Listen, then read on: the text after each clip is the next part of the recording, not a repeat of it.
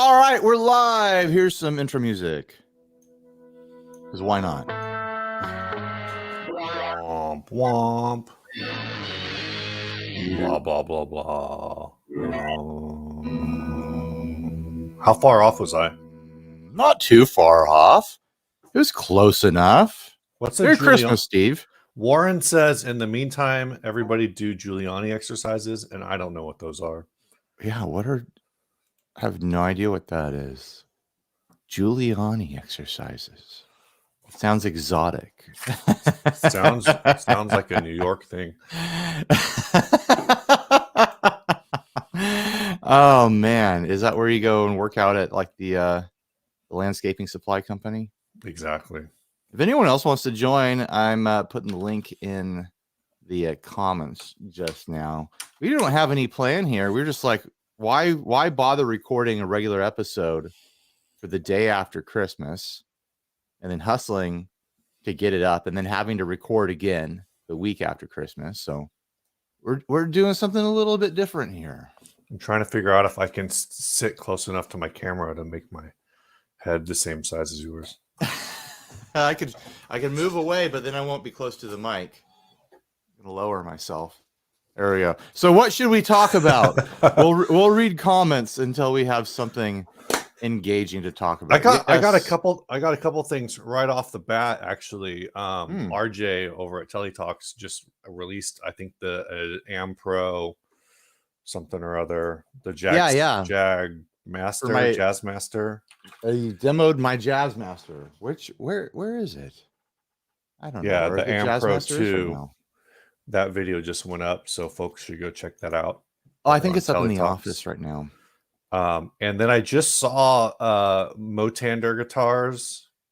Has like 3 guitars up on Reverb, and those are super. They're like real. Justin always does really wild designs. But and they're all like 15% off. He's selling. Well, he's going to sell 2 at 15% off, and the prices will go back to normal. Motander. MOTANDR guitars. Got it. We can find these guys. There we go. Oh, those do look cool. Here, let me pull them up and share my screen here. Yeah. This is a guy who I think he lives out in La Mesa or something. Oh, I lost my permissions to share screens. Oh, that's weird. Oh, thanks, Apple. Let me see if I can. Hold on a minute. I got you. I got you, dude.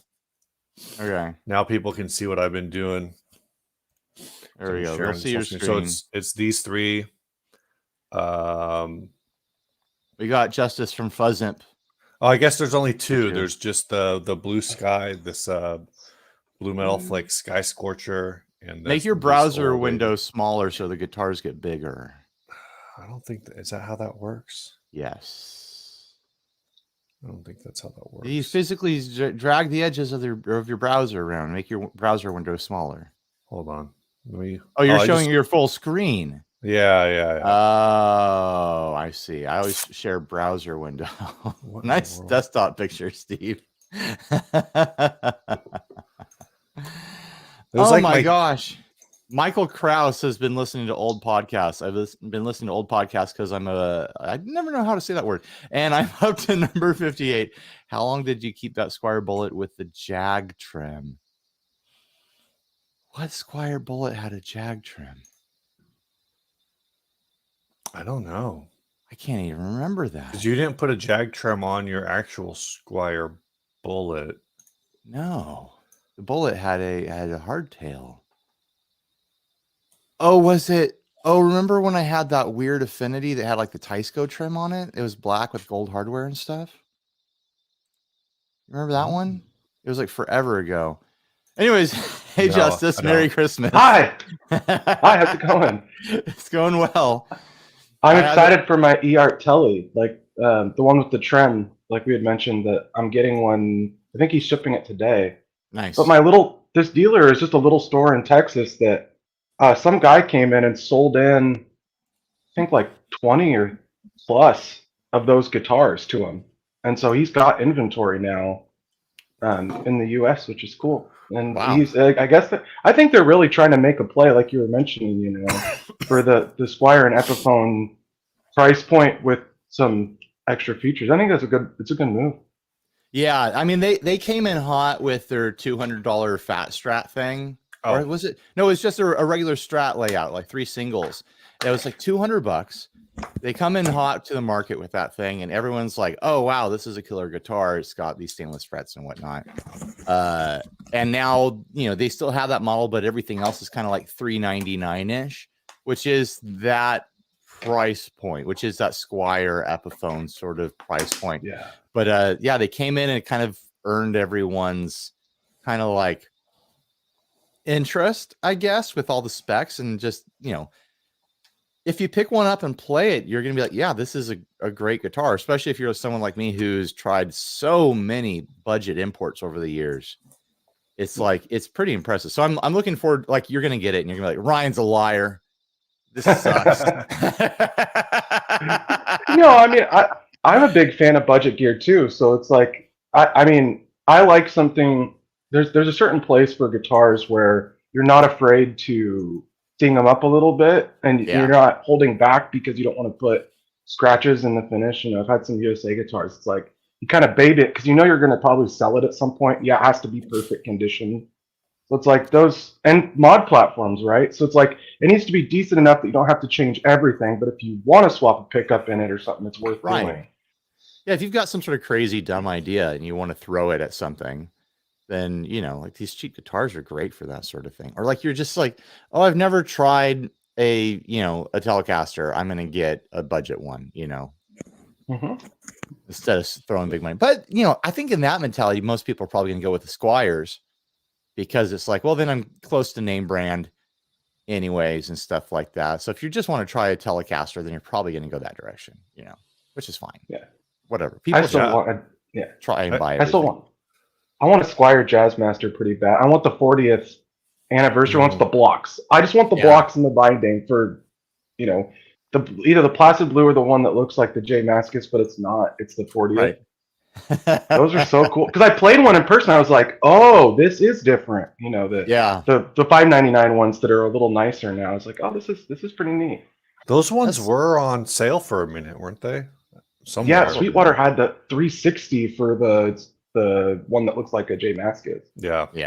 I think it's back to normal. Squire stuff is way better than it deserves to be. We got Snarky here. Hey, Snarky. Welcome. Merry Christmas. In this household, we believe in the First Amendment, and we say Merry Christmas. How you doing? We're doing good. How are you doing, Snarky? Did you get my Christmas greeting? Yes, I did. Thank you.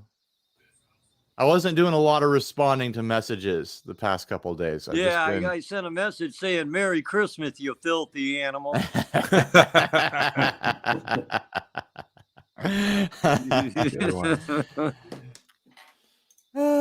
love Home Alone. Steve, do your kids watch Home Alone?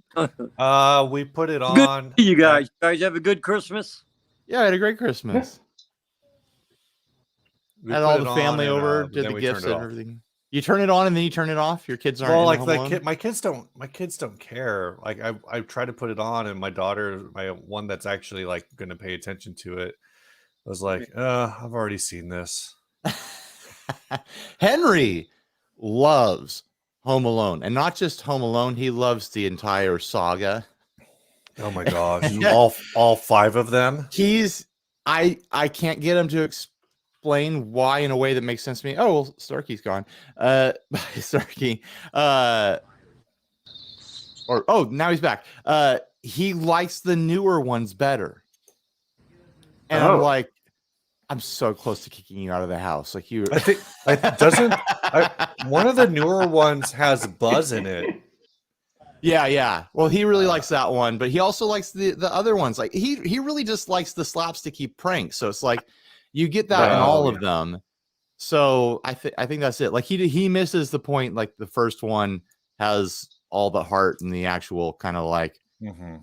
you know, this like it's the cinema, you know, where the others feel very direct to DVD. I think there is like a thing with even with this direct to DVD or like, you know, it's all kind of like a Disney Channel version of it, right? Right, right. And it's the same thing with Star Wars, right? Like I would guess like Were you just sitting around waiting for a moment to talk about Star Wars? Yeah, pretty much. Well, it's all When in of doubt, this, Star like, Wars. it's all this nostalgia bait kind of stuff where we're all like, no, like the original trilogy or like the original whatever, the original Halloween, like pick your whatever Sorry. your thing. Like that's the heart of it all. But then like younger folks, they're like, oh no, like I just want it to be shiny.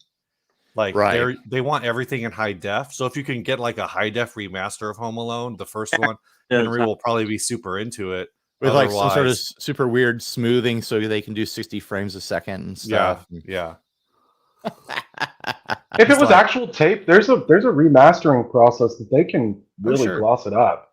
Yeah. Yeah. I don't want them to, but I'm sure someday we'll have the Steven Spielberg re-edit him and you know, You want whoever. motion blurred. Although You want the Jim Cameron Home Alone where The- you know, where the all the original- characters are replaced with Navi. the original vision was for Jaws to be in there, so now they've got the CG to make it happen. You know, there's all these extra creatures that they couldn't animate before. You're thinking for of Home Back to Alone. the Future.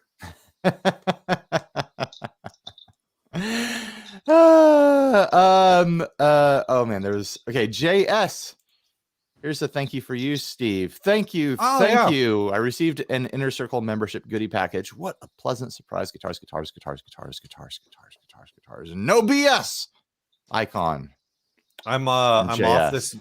off this whole week, so I should be sending out. I think I got 2 or 3 packages to send out before the end of the year, so that should happen. We got a question for Justice. Does Justice make a germanium fuzz? I don't currently now. I used to. There are models that I've made that are germanium. What I found is that anything I make, I want to have be as repeatable as possible without having to have things that are complicated to source. And so that's part of why I don't currently. But I have an idea. I don't. It's like still idea phase, but that's my reasoning. Is I want it to be every pedal be as repeatable as possible. So Right. I don't use germanium currently. Sorry for kind of getting distracted. I was typing in my address to the guy sending my E-Art guitar. I had to send him the address to send it to. So that's why I was like, oh, I'm so excited. So I got a little pop up from Instagram. He's like, hey, what's the address? And I was like, oh, I better send it now. I tend to prefer silicon anyways. I like the tightness. I like the Yeah. consistency and the tightness. Well, you But get yeah, more brightness and more grit, more output. Like germanium's always kind of dark and lower output to me. But you know, some people like the smoother sort of feel, I guess. I like it in percolators because percolators, you need the germanium, I think, to get the right character from it. You can make them all silicone, and some people have. Vader does one that's all silicone. That's good because, well, spoiler, Creature Pedal has a percolator in it that's all silicone, but it takes a lot more work to make it sound okay. Right. Yeah. I've got a spoiler alert. I got a big box of pedals down here that I'm going to be filming from Justice. Probably not this week, probably next week. No, this week is crazy. I was just looking at my stuff, and with the ice storms we had, I don't know if you guys probably, California doesn't have it as much. But Yeah, it's been real cold here. I think it was 83 yesterday. Whew, yeah, it chilled me to my bones. You know, I was out on the deck and I had to go back inside after a while and put on a long sleeve t-shirt. Like it was brisk yesterday. We only had one day. We had one bad day. There's people all over the country that had like almost a week without power and like negative degrees. Like we had one bad day where it was almost below 20 degrees. So weather watch for San Diego up to date right now. I've been watching the weather for like the past couple of days, and it's been like, oh man, it's gonna rain all next week. It's never gonna stop raining starting Tuesday. Now I look at it, the rain's not gonna start till Saturday. What What happened? I still got rain tomorrow on my weather watch. Let me check a different station here. No, I don't have it. You're gonna get it up in Menifee, but it's not coming down here. Yes. Maybe. What the hell? I got 100% chance of rain, 99% chance of rain on Tuesday night, and then it drops down to it's pretty chill, like 25%. It's gonna drop down to the 50s for the highs on Wednesday. That's wild. Yeah, we got a couple of those down here too. It's not gonna it's not gonna get cold though. It's just gonna be real low. It's that low mild.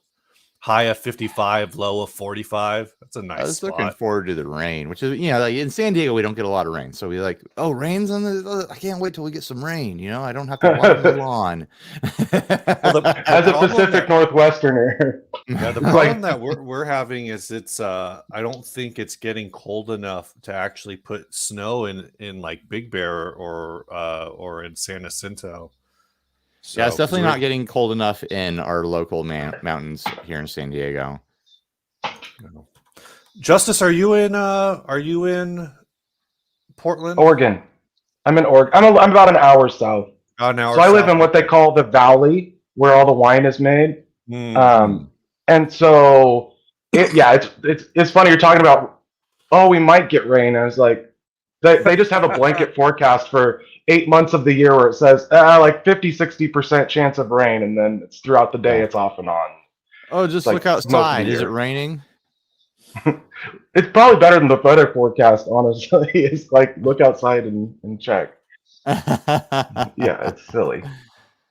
If anyone else wants to join, I got the link in the comments that I just dropped right now. I probably should have put it in the description. I don't know if I can do that after starting. I believe in Ryan, where do you stand on headless guitars? I'm because of getting the Telly, I was looking at his other models and he has a bunch of the headless ones. And I'm like, I played a couple and I like the ergonomics. For a 7-string, I really like it because it's lower noise. But like for a 6-string, I'm still pretty traditional, I think. Here, I'm gonna pull Snarky because his camera keeps going in and out, and he's just hanging out. He's got mic issues, I think.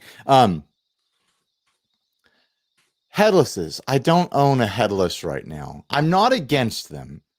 I mean, you look at my background, and it's like, how am I going to display it? It's got no head. How am I going to hang it from its headstock? So it's like, how am I going to store the dang thing? But I'm not against them in the concept. They don't usually have wiggle sticks, which makes me feel a little bit anxious. But I keep having companies like say they're going to send them to me, and then it never happens. They're like, hey, I'm going to send you a headless guitar. All right, I'll check it out. I'll finally have a headless around, and then it just never materializes. So maybe I'll have an headless around here someday. Moore wants to send me their GTRS headless, which would be fine with me. I'll check that out too. Who knows? Maybe I'd love a headless because then I can slide my hand around the nut and play on either side of the neck. And yeah, I noticed because you get a lot of ring behind the headstock with low tunings when you're palm muting really heavy. So that's what I noticed right away on, I think it was a 7-string I played, but on 8-string, I definitely would want a headless for that.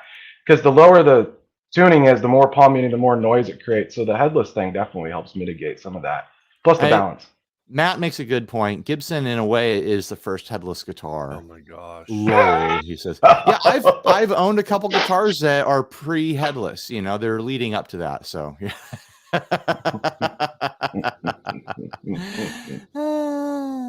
Oh man, the worst was I was at a concert and we had done sound check, and this stage was all these blocked out portions that were really sketchy, and they kind of flexed if you stepped on one corner. So they're like really DIY built. So my friend had just gotten this brand new Epiphone Les Paul, and it was sitting on a stand with no strap like holding it back. And someone stepped on the very far end. This is like an 8-foot long stage section. Stepped on the end, and it kicked it up just enough that. And then he had a brand new headless Epiphone Les Paul standard. They like catapulted his guitar by stepping on. It was like a series. Yeah, it was like a 3-way series of events. Somebody walked up, it started tilting, they let go, and then it fell all the way. Oh man, Neto is here. So brutal. In Hey guys. scrubs. You're working at the hospital right now? What's going on? Yeah. You're not I like just in got the surgery or notification. something, are you? Huh? You're not in surgery right now or anything, are you? No. Hang on, guys. There's 60 cycle on Got to this talk to live. Ryan. Yeah. Yeah, real quick, for the people in the chat right now, I know it's like a you'd have to like bounce out or something, right? But if you refresh, if you're on YouTube, you refresh it. The link is now in the details. Oh, thank you, for the video. Steve. So, yeah, no Perfect. problem. It's what I can't- It's what they pay me the big bucks for. I can't do it from my side in StreamYard, but you No, could you go. gotta You do could it on go the into the YouTube YouTube. side. Yeah, Yeah. that makes sense. All right, and exciting, important information that everyone cares about. Hey, No, it's for me. I've been in the chat before. And I'm like, I want to join. I want to join. And you just had to drop the link, and you couldn't put it in the description yet. Yeah, yeah. I just Well, I wanted could to do it happen. if I to say, premeditated it. Then I could do. hi I to don't know why I didn't everybody. think of it. And So what? Okay. What That were was you it. saying, Beto? sorry, I just want to Sorry. say hi to everybody and wish everybody happy New Year and happy holidays. I love everybody and take care. Thanks, just want to man. stop by and say that. Happy holidays for sure. oh, thanks. All right. You Take as care. well. Oh, See Okay. ya. Okay, guys. I Beto. Bye. Did anyone? Let's do a chat prompt here. Like, everyone tell us like the cool thing you got for Christmas or the cool thing you gave for Christmas, and we'll pull up comments. Did you, Steve, Justice? Did you guys get anything cool for Christmas or give? Oh, anything for I'm Christmas? wearing it. So Oh. I've worn the same hoodie for a year straight, and it's from my case guy, and it held up. Like a lot of my hoodies that'll tear the zipper off in the dryer because I have Oh, a wow. crappy old dryer. So he gave me another one. So now I have two, and so this is the new one. So I have another year at least of having a hoodie every day. But they're made by the brand Independent, like Independent Skate Company. 'Cause I was wondering, how is this hoodie holding up so much better? That's why, because it's not just like a Gildan or whatever. So that was probably the thing I was most excited about. But I worked all week to ship out pedals, so I'm going to cheat and say that my best gift I gave was shipping out like 60 pedals last week. God bless us, everyone. You were Santa Claus in a way, Buzz Santa, yep. or the elves. You were the elves. The elves, yes, the dwarves. Santa's dwarves. They're lesser creatures in the canon. Santa's goblins that are down in the basement doing the real work. Yeah. Oh no, Janice says I don't even want to talk about the terrible gifts I got. Oh man, I want to hear about terrible gifts as warnings to Christmas consumers of Christmas future. Ashley T bought one of the new Affinity Jazzmasters, but I'm not a fan of the pickups. No room to solder new ones. Like nowhere I can do the actual work, so I'm debating on returning it. That's a bummer. You might want to try. I mean, you don't have room for soldering. You might want to check the pot values on those. It might be the pots that make you not like them. That's something I've learned recently, and now I want to recommend it to everyone. Check your pots. It might be your pots. Yeah. Did you get anything, Steve? Did you have anything cool? I got the absolute coolest gift. Cold hard cash. Damn, son. That's what I gave my immediate family. It's the best gift for adults. Now you can do cool things like pay electricity bills. Yeah, no. That's literally like I was looking at it coming in. I was like, here, this will cover that bill. This will cover this bill. This will go in the emergency fund. Emergency fund. Is that some Dave Ramsey? Yeah, no. This half will go to shorting Tesla, and this half will go into Tesla options. Dicey. Oh man. You want to hear a funny about puts and calls? One of my friends told me, based on how my business was doing that week on sales, because I talk about it in our Discord a lot, he would do puts and calls on the S&P 500, and he was cashing out like every single time. As I got busier, he would do the whatever it is when it's going up, and then when I was doing bad, he'd do the, because I was like I was the, what do they call it, a canary for where the market was going that week. Gosh. That's actually like one of the better, there's not to get, I mean, this is kind of relevant, right? Like people kind of related to the gear market and everything. People, there's one kind of goofy, even though I let my kid invest this way, my 13-year-old, the one stock that I let her pick was just based on like, well, what company do you like? But that's like a piece of investment advice that they give to people who are like just starting out. Like, oh yeah, like, oh, you like Sears? That's it. That'll be a good investment for you if you like shopping at Sears. And it's like, no, like don't invest in things that you like. Invest in things that like you hate. Yeah, totally. I totally No, invest just in like things that you don't like at all, because that's in historically in your life, how many times has someone have companies made things that you like? How many times have they made things that you don't like and everyone else loves them? Yeah. Like balance that Yeah. out. But Like it's also like every time I see something like shitty that I hate, I'm like, well, this is going to be a new thing. I'm going to have to see this the rest of my life. Okay, I want to circle back to Janice's gift card situation. She got a gift certificate to a gas station, not even enough for a tank of gas. And then she got a $20 gift card to a supermarket. That's when I worked in grocery, that's what the grocery store would give us as our bonus. It's like, oh, here's a $15 gift card so you can shop where you work. Thanks, Albertsons. I'm sorry, Janice. Your manager just wrote that off as a business expense. Oh, I'm sure the manager had nothing to do with it. It was probably it came down from corporate. You're right. Corporate. It's like, hey, if we give everybody a $20 gift card, they're gonna write it off, and we're gonna get that $20 back.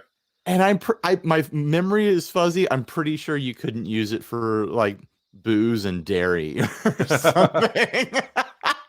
That would make sense. It came with an asterisk, like, yeah, you can't actually, buy the stuff you want here. Right. You want milk and eggs and booze? No, sorry. You got to can you get boxed stuff? Like get chips. Go get chips. Good for chips. Go buy chips. Manager should have just gave you a bag and said, just go ham. We'll write it off afterwards. Like that would have been the better gift. Well, yeah. These days, probably one bag of groceries is probably $100. Totally. If you load it right. Oh, I could, you give me that option. I could pack out a bag and that'll pay for some things, Yeah. Just Enfamil, Oh my gosh. Baby formula. It's just modified supermarket sweep. Instead of giving you a cart, they give you one bag. Right. Oh my gosh, it's so depressing. Yeah, right. Well, it's like, oh man, it's just one of those things. Ooh, that's like you're on even get you the hand basket. They're like, hey, here's a plastic bag. Whatever you can put in here is yours. They know that that the most expensive thing in the store is that bottle of tequila behind the glass. But what they don't tell you is you run up there and you're like, who's got the key? Who's got the key? And everyone just looks at you like, what key? And so you're burning so much time off the clock trying to find the key to the liquor cabinet, but they're not going to give it to you. And so time runs out and all you've got is a pack of cigarettes. No, the cigarettes are behind glass too. Yeah. Oh man. I think going for booze is the wrong way to go because it's going to be behind glass, and then it's like that's all for you. If you want resale value in your supermarket sweet sort of thing, I think baby formula is a good way to go. If there's high end things like caviars and things like that, I guess you could. Cheese is very expensive. Can you get a bunch cheese? Like high-end cheese. You get a bunch of you go to the deli and grab a bunch of like the small cheeses, like the small dry cheeses and stuff like that. Each one of those is like $10-15, something like that. Maybe not resale, but you can keep those in the fridge indefinitely. And there's for your charcuterie. Yeah, your charcuterie. Cute sharkery. If someone had a charcuterie board with shark on it, that would be an ultimate flex. Like if you go to somebody's house and they're like, yeah, this is the normal stuff, but that's the shark right there. Right. Isn't shark or is it just shark fin that is frowned upon? Yeah, they don't like if you're only harvesting the fin, then it's frowned upon. Right, because they throw the rest of the shark back. Yeah. Yeah, if you catch a shark and you get the meat and sell the meat, and why wouldn't you get the fin if you can sell the fin? But grabbing the fin just to grab the fin is. Oh, Matt's tube of views comment. That's my least favorite discount is the one above it. This gift card is applicable with a $200 purchase. His comment above it. Oh my gosh, Steve, I can't. Yeah. Whatever he said. His way. Okay, yeah, I see. This gift card is applicable with $200 purchase. That sounds like a Guitar Center gift card. Yeah, totally. where it's like you try to use it online and it's like, oh, you can't use this gift card on or this discount code on anything. And then you got to actually go to the store and be like, they're like, oh, fine. Well, actually, the workers don't care. They'll let you use it for just about anything except Apple and Strymon. Copel super chatted us $5 so that he could tell a fart joke. He says, I don't eat cheese, but sometimes I approve. Cheese. That's a good use of a super chat. You got people don't realize you super chat, we'll read whatever you say. Like, you want to send a message to the world via our mouths. That's one way to do it. You guys want to see what I got for Christmas? Yeah. Oh, yeah. I didn't know you got something like significant. There you go. Well, yeah, it's significant. My son picked this out, and of course my wife paid for it. But look what I got! Oh, dude! I know, right? I got the Lego set, and it's got a Princeton in there. Honestly, I would have bought this for myself. I would have just bought the Princeton when it came out. I was like, it's a Strat. I don't know. Well, now you need two. I know. I wonder if I had the thought, like, I wonder if I can track someone down on eBay who's just selling the amp, you know? But the adult high-end Legos, that's a thing that's like a bunch of my friends are getting into, and I never would have thought about it, but it makes sense. It's a cool thing. I loved Legos as a kid and even like a young teen. Mm-hmm. And I tried to hold on, but it's like, you know, when you're a teen, you want to do things with friends, and it's like no one was interested in playing Legos with a 13-year-old. You know? I kind of wish I'd stuck with it, you know, because Legos are freaking cool. Legos are rad. I read an article the other day that was talking about how one of the fastest growing retail segments is the adult, like adult toys, Steve. The adult toy market. In fact, Copel just said that toys for adults are a larger market share of toy sales. It's like really driven by like nostalgia. I mean, you think about like your kids, maybe my 13-year-old might be getting of age for this, like Funko Pops. How freaking nuts is the Funko Pop market? But no self-respecting 9-year-olds like, check out my Funko Pop collection. Right. But there's a trillion 26-year-olds who are like, I got the limited edition Stranger Things, blah, blah, blah, blah, blah, Funko Pop. And you're just like, how much did you pay for that, bro? Right. No, the nostalgia thing. That's what they got us in the 80s and the 90s, and they're getting us again. Amanda says she got a McLaren Lego kit. I did not know they were making Sex Pistols Lego kits. That's okay. Is that the joke to make? I guess. The car ones, a friend of mine got the Camaro one, and it looks awesome. It's like, they're pretty sweet looking. Yeah. It's like, I was doing like the Technic kits. Yeah, that was me. Older, and I had the race car one, which was a lot of fun because you like build the whole engine and stuff, and like a transmission and whatnot. Like, it was cool. I bet you that same thing you had, whatever you had back then, if it was still in the box, some 50-year-old guy is buying it for, or whatever it is. Your same age, some guy's wanting to buy that for $1,000 if it's still in the box. Let's check eBay. Here we go. Colby says it's definitely nostalgia, but the darker side is that it's also hugely driven by trauma healing. I think a lot of nostalgia in at least the last like 10 years is definitely driven by, you know, people who are like, being an adult sucks, being a kid was easier, or it's being driven by like, my childhood sucks, so I want to go buy all the things that I couldn't afford when I was a kid. Or my childhood was awesome. My life sucks now. I want to revisit it. Yeah. Okay, so I'm pretty sure. Wait, hold on. I'm trying to find I think this was it. No. I'm trying to find the exact one that I had. I searched for Lego Technic Car Vintage. I'm scrolling through. The thing is, like, my memory is foggy. And I'm not totally sure which model I had now because there was a bunch of them. Right. I looked one up the other day that I had. Yeah. And it was sold for like, I think at the time it was probably like $80, which is a lot of money 20 years ago. Oh, speaking of, what year did you get your first guitar for Christmas, you guys? I did when I was 12. So that's 20 years of playing guitar. I never got a guitar for Christmas from my family. I think When I started playing, I was too old, and it was like I was already like making my own money and stuff. I was mowing lawns and whatnot. Yeah. But looking at the Technic card kits, to put a bow on that, I'm seeing things going from $300 to $500 For Technics? for Technics. With similar Jeez. kits to what I had. So it's like, yeah, that they went up in value. Yeah, they probably were $80 in the late 90s or whatever. But is that up enough value to make it worth storing that stuff for Nah. 20 something years? You know, like to triple the value, to quadruple the value, even like you still got to store that box forever, and you got to sit there and look at it the rest of your life and be like, if I open it, it's going to lose value, you know? Yeah. I guess I'm looking at open box ones.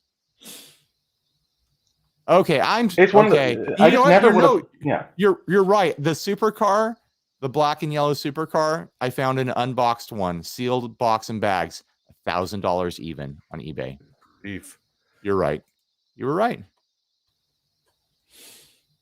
It's just That's a gross. weird thing. I would never have thought about it. Like, you know, because it's a thing that's made for kids. So the first thing they're gonna do is bust it open and start playing with it, right? Yeah. So that's, I think, part of what drives that value. But I think a lot of it's just like when I was younger, you know, I had pretty young parents, and that, Mhm. you know, don't have a ton of money. They weren't super, like my dad was the only one working and started his own business. So it's like, even when 8, 9, 10, 11, you know, there's not a ton of budget to throw at toys, especially if you have two Right. siblings. So it's like, so I understand part of why people want to go, and maybe it's almost like a, what do they call it? Like the redemption arc of, well, I didn't get it now, well, maybe I'll see if that brings the old, you know, Sure. dopamine rush. Mhm. Like, I don't see it as a super negative or positive thing. I think it's just a thing. Just like when I first moved out on my own, I started eating out all the time because we didn't eat out a lot when I was younger. So it's like, doesn't have to be malicious or weird or anything like that. It's like you kind of just got to go through it to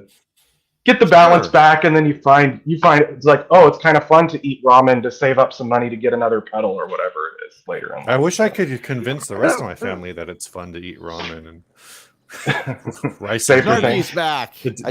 The Dave Ramsey diet. I just saw. I do it. Snarky's note. I literally do it. Yeah. That's the exact same thing my family says whenever I show up. What? Oh, Snarky's back. Yeah, he's back. Shit, He's back. he's back. Yeah, I started to tell you something. What I got for Christmas? Okay, tell us what you got for Christmas, Snarky. I got myself a refurbished MacBook Pro. Oh, nice. Ooh. Oh, cool. Yeah, and I got my woman a nice little $50 gift card. Cool. No, that what I'm you're- not. I'm not that much of an animal. I got her some nice stuff too, and well, we just bought her a new car, so Well, dang. yeah, you know, screw Christmas. Right, But, right. my daughter just bought her first house. Okay. Awesome. At 29, and Wow. she's very jazzed about that. I'm like, I don't know about that. I've never been a big fan of home ownership because you're one health mishap away from losing everything. And, you know, you could be in the house for 15, 20 years and one bit of bad luck and you're stroked, you know. Yeah. That's just, you know, my personal experiences from my screwed up childhood. Sure. It is what it is. Good to see everybody. Yeah, good to see you, Snarky. Steve's looking Yeah. good. Hey, Thanks. beard guy, I forget your name. That's Justice. Justice. Oh, I'm Ryan. No, And that's dumbass, not you. Yeah, which beard guy? Yeah, the beard guy, Oh, the one with the beard. We're Who all was the beard thing? guys here. Yeah, all of us. So handsome, distinguished. Talented and beautiful. Yeah, I know it's a Oh curse. my gosh. And you know what else sucks is I'm never wrong. Sassy's here. Hey, Sassy, you got your pick. You got the pink one. Oh, Steve found time to get Sassy a pick. You never sent me your address, Snarky. 1621. Duck Don't Drive. say it right now. No. What are we Yeah. doing here? Did you write that down? Just send it to me on Uh. Instagram. Send it to the channel. I'll send it Because you on get first class mail like with a stamp, a couple pics, because they're like it's probably not that much. Yeah, I'm not going to give out my address. So I'm crazy. That's Oh man. You're gonna get mail This from a is lot why of people. Ryan drinks. stupid. Anybody need a Oh. social security card number? At least it's not saying my address. But my favorite is that for everything that I ship out, like I'm shipping it. When I was living in San Diego, it felt more normal that I was shipping from my house, but the return address was in Mira Mesa, to a UPS box that's like 10 miles away. Now I'm shipping from outside of San Diego. I'm closer to Riverside.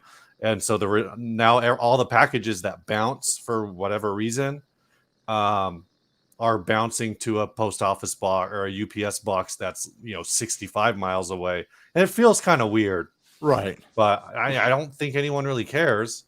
It No, could no. be like it could be a really shady way to like skirt postage is to put a return address that's like 100 miles away. I need to send Ryan something. I'm just gonna put this in the mail with no postage, and they're gonna be like, Oh my gosh. No, they figure that out. If you try to do that, they figure you out. No, they're just gonna. Oh burn it. man. Yeah. They did that with my rent check because I had gotten these stamps that were the extra ounce, not the regular one. Because it's like a supplemental stamp, and I didn't know because I got them off Amazon.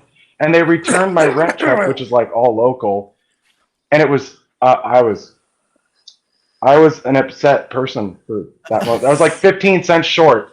It was 15 cents short, and they're like, "Yeah, you didn't pay enough, so we had to return it." Oh wow. That's We should tough. make residential postage should just be free. Like you're just sending a letter. Yeah. It should just be free. Yeah. And people I was would trying to try to ballpark how find much I ways. spent. Like you should get like one free letter a day that you get to send out from your house, and that's how they keep you from like turning it into a business or whatever. It's like, I'm trying to think how much I've spent on shipping. I think I spent more on shipping than rent this year. oh yeah, for Wow. you, for your business, Easily, totally. yeah. yeah. It's like a lot. was like, so I should get some kind of like kickbacks. Like I can do whatever I want with the post office. Like Totally. there should be no 15 cents short on my rent check. Are you kidding me? They should look you up and be like, this guy ships a lot. Just send it. What service do you use for shipping? Like what? I use USPS. But like, how do you pay? I use Pirate Ship. It's so Okay, good. cool. Yeah, I love pirate ship. Rates stayed even this year, which was because last year I paid $1 more to ship every pedal I shipped after Black Friday. Oh, So it was like yeah.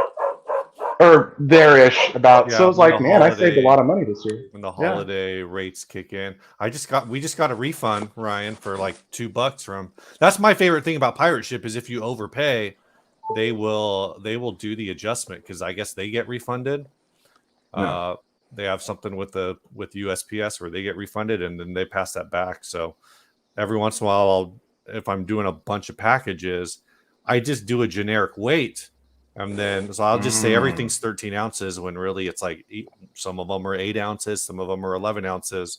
And I'm not going to weigh each package individually. I'm doing batch shipping. And then I'll have half of them get a refund on it. I'm like, cool, free money. It's not free money, but This one That's pretty neat cool. trick. Yeah. pay the U.S. Postal Service too much money, and then a month later they'll send some of it back, and it'll feel like free money. It's tax refunds. You just explained tax refunds, but It really is. That is exactly what Yeah. a tax refund is. It's If an your own interest-free money, savings it's account. Not free. Oh, I just send the government a big check every month and like, I hope this is enough. It's like being Yeah. $1 billion in debt does not make one a billionaire. Right. I won't mention any names. oh man. It is No, the wild. shipping I thing think is about good. that sometimes. I think about how wild it is that people can be millions in debt. There's millions in debt, and somehow they're richer than me. Like I have 5 figures in the bank. I'm not going to brag, I'm not trying to brag here. I got 5 figures in the bank. That's my nest egg. I'm gonna retire off that someday. You know, it'll last me about 3 weeks, but You know, I was Ryan, gonna say, I yeah, don't with bills and understand. where you live.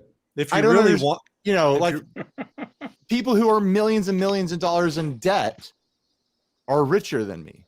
if you you know? want, Ryan, you could refinance your house and then you can be $1 million in debt. Right. Well, I guess There you technically. Oh, see, that's kind of that's how they're doing it, is that like Right. mortgages and Yeah, valuations. it's Right. They don't It's actually all- own all that money. They own the potential for paid debt. Michael Krause says you don't count the cents as figures.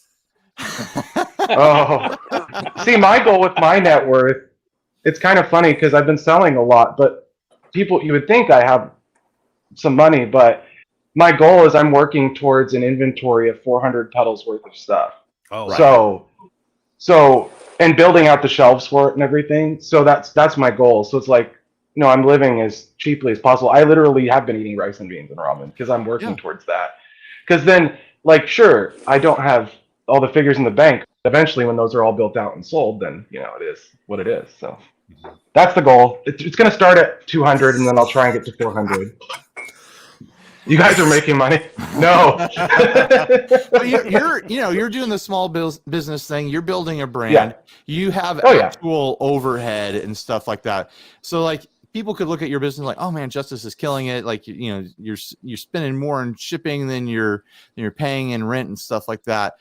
But it's like there's so much overhead involved that. And then you pour a bunch of that back into continuing to build the business. It doesn't just go in your pocket. Yeah. You're like, well, now that I'm getting sales, now I can expand like my, the tools that I need and the services that I need and stuff like that. It's just like, like I've heard from builders over the years, like that they made more money when they were little. And then when they went big, and it's like, then they had to take pay cuts because it's like the scale of everything changed. The way the money works actually changed because he had to buy all this equipment and buy all these services and stuff like that. No, it's super interesting without getting too deep in it, but it's just like you would think, like if I told you how many I sold this last month, you would think, oh, you could go buy all the things. Like, no.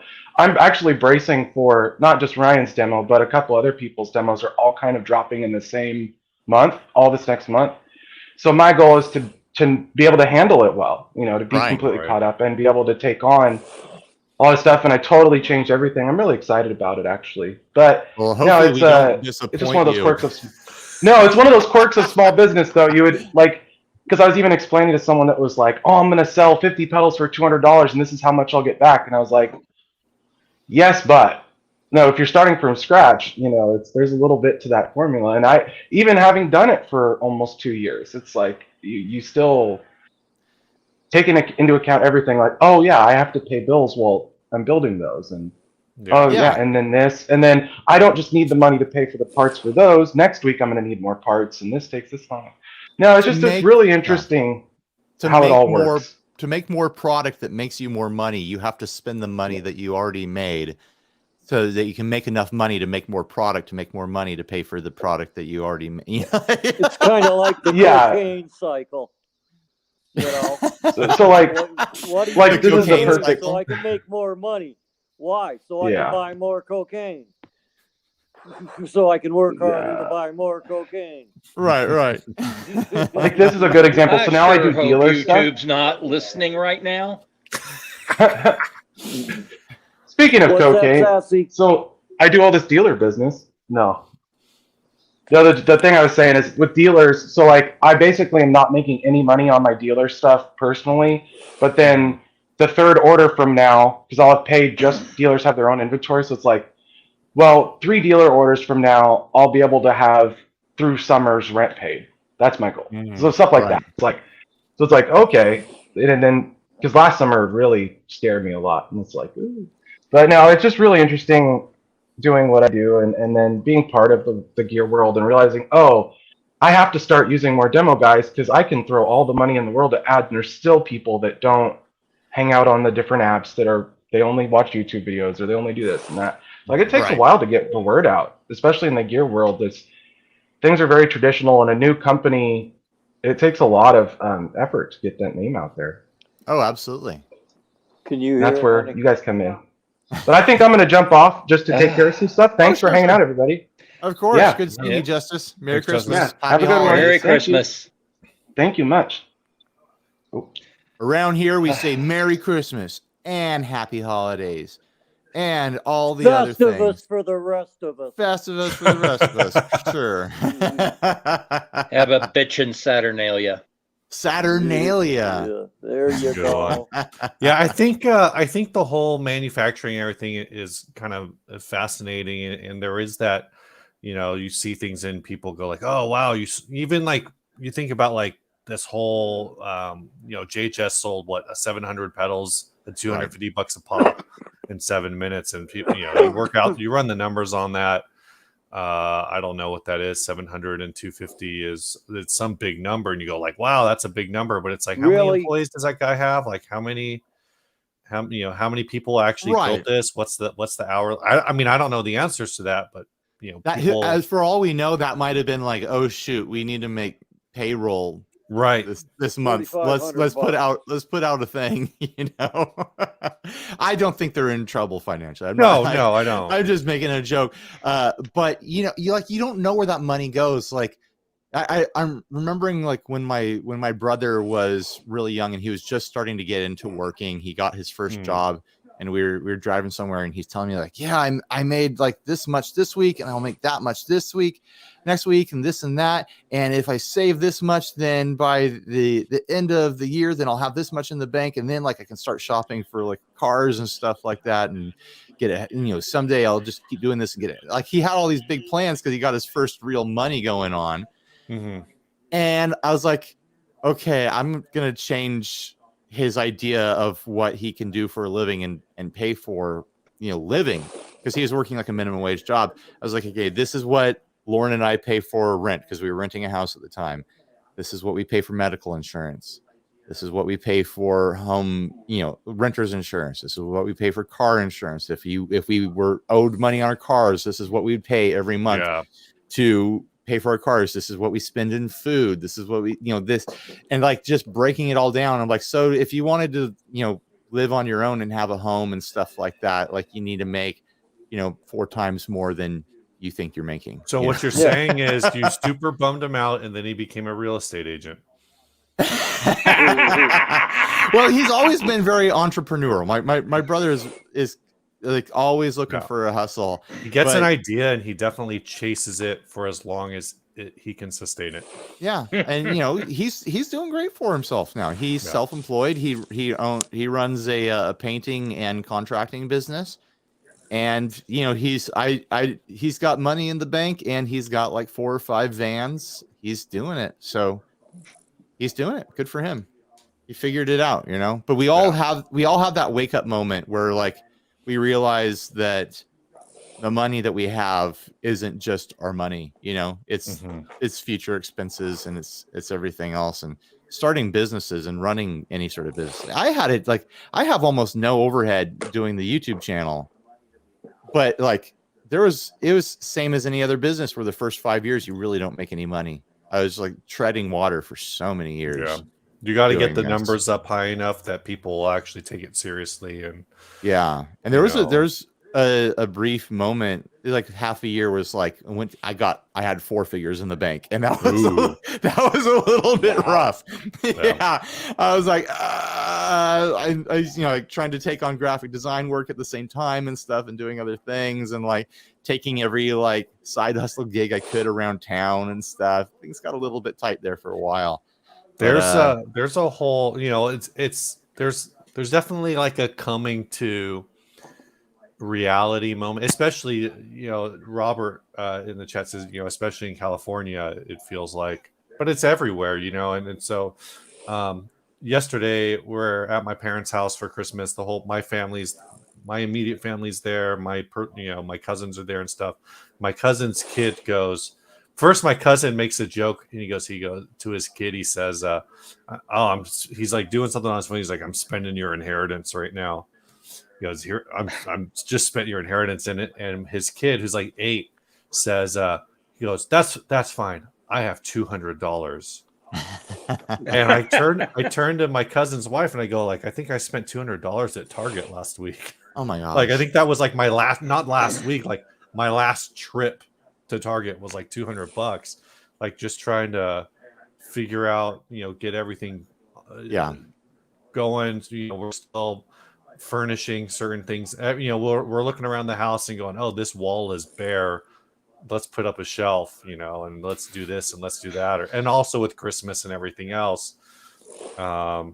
We like to buy a real tree. I like to have the real thing.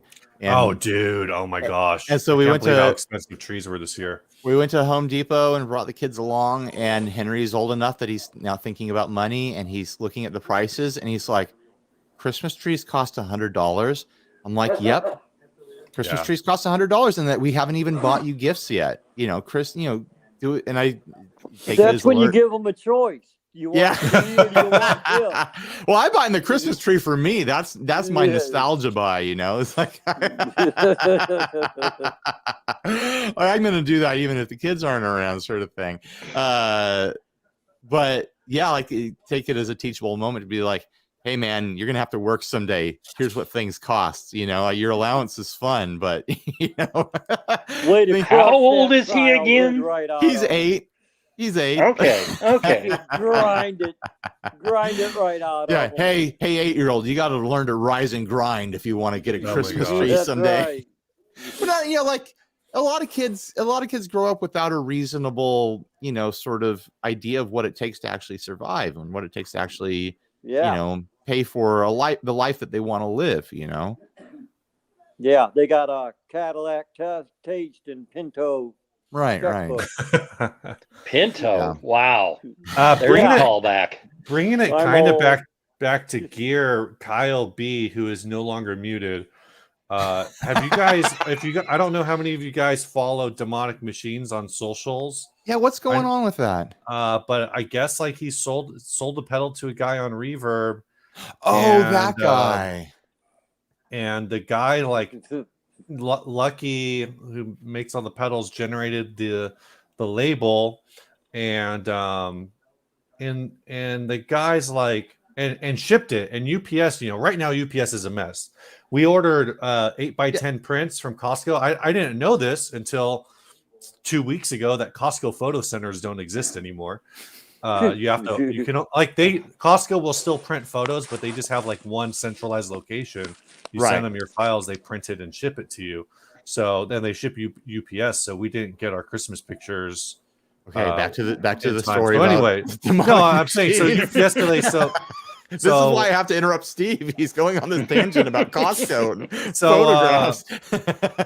So Lucky drops it off at UPS, and it's just like it's supposed to be like ship within 2 days.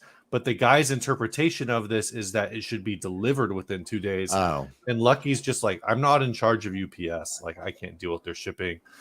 And it's just this whole thing where like the guy's like, well, you need to follow up on this. And I don't really, I think if there's a shipping problem, it goes back to the seller to deal with UPS. But if it's just slow, there's not really, I don't feel like there's a lot you can do about it.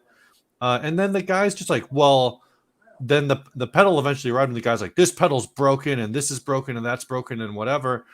And Lucky's response was, well, everything was good when I sent it out. And the fact that this guy was already mad about it kind of just seemed like he was already angry.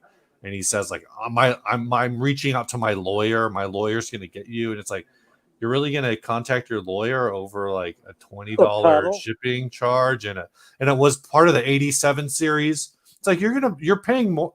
This is what this felt like to me. A phone call with his lawyer is going to cost him $200. Yeah, so it's one of these things. Like, did you just have your lawyer on retainer and you haven't actually used up all your retainer for this year? So you're just like calling your lawyer, like, hey, I'm at Vaughn's right now, and they're out of the baked goods that I want. Can we sue them? Like, you're just coming up with stuff for your lawyer to do. So the guy says he's going to send Lucky a video or picture. And Lucky's like, sure, yeah, send me a video of what's wrong with it. And the guy's like, no, that's for me. And it's like, and then he says he's going to put it on YouTube. What does that mean? Yeah, it's like, it's all this like, so eventually it came at the end. He's like, you're not worth my time. I'm just going to send the pedal back to you. And Lucky's just like, That's what he should have done. fine. That's That's what what a he normal should person have done in the do. first place. yeah. Yeah, this will really show you. I'll send it back. Oh, you mean you're not involving your lawyer Oh my God. to I to am drag so me into hurt. small claims court in a different state? Yeah. Oh, the pain. The pain. Boo-hoo. Oh, should I talk about me being bullied the other day?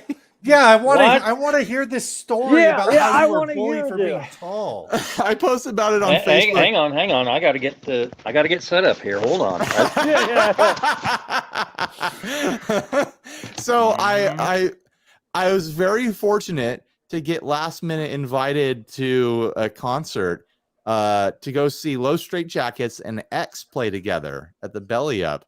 A Nice. friend of mine, like his friend's dad had a ticket and couldn't go anymore, so there's a free ticket, so I got to go with their group. Basically, it was awesome, amazing show. It was super fantastic to be able to go do that.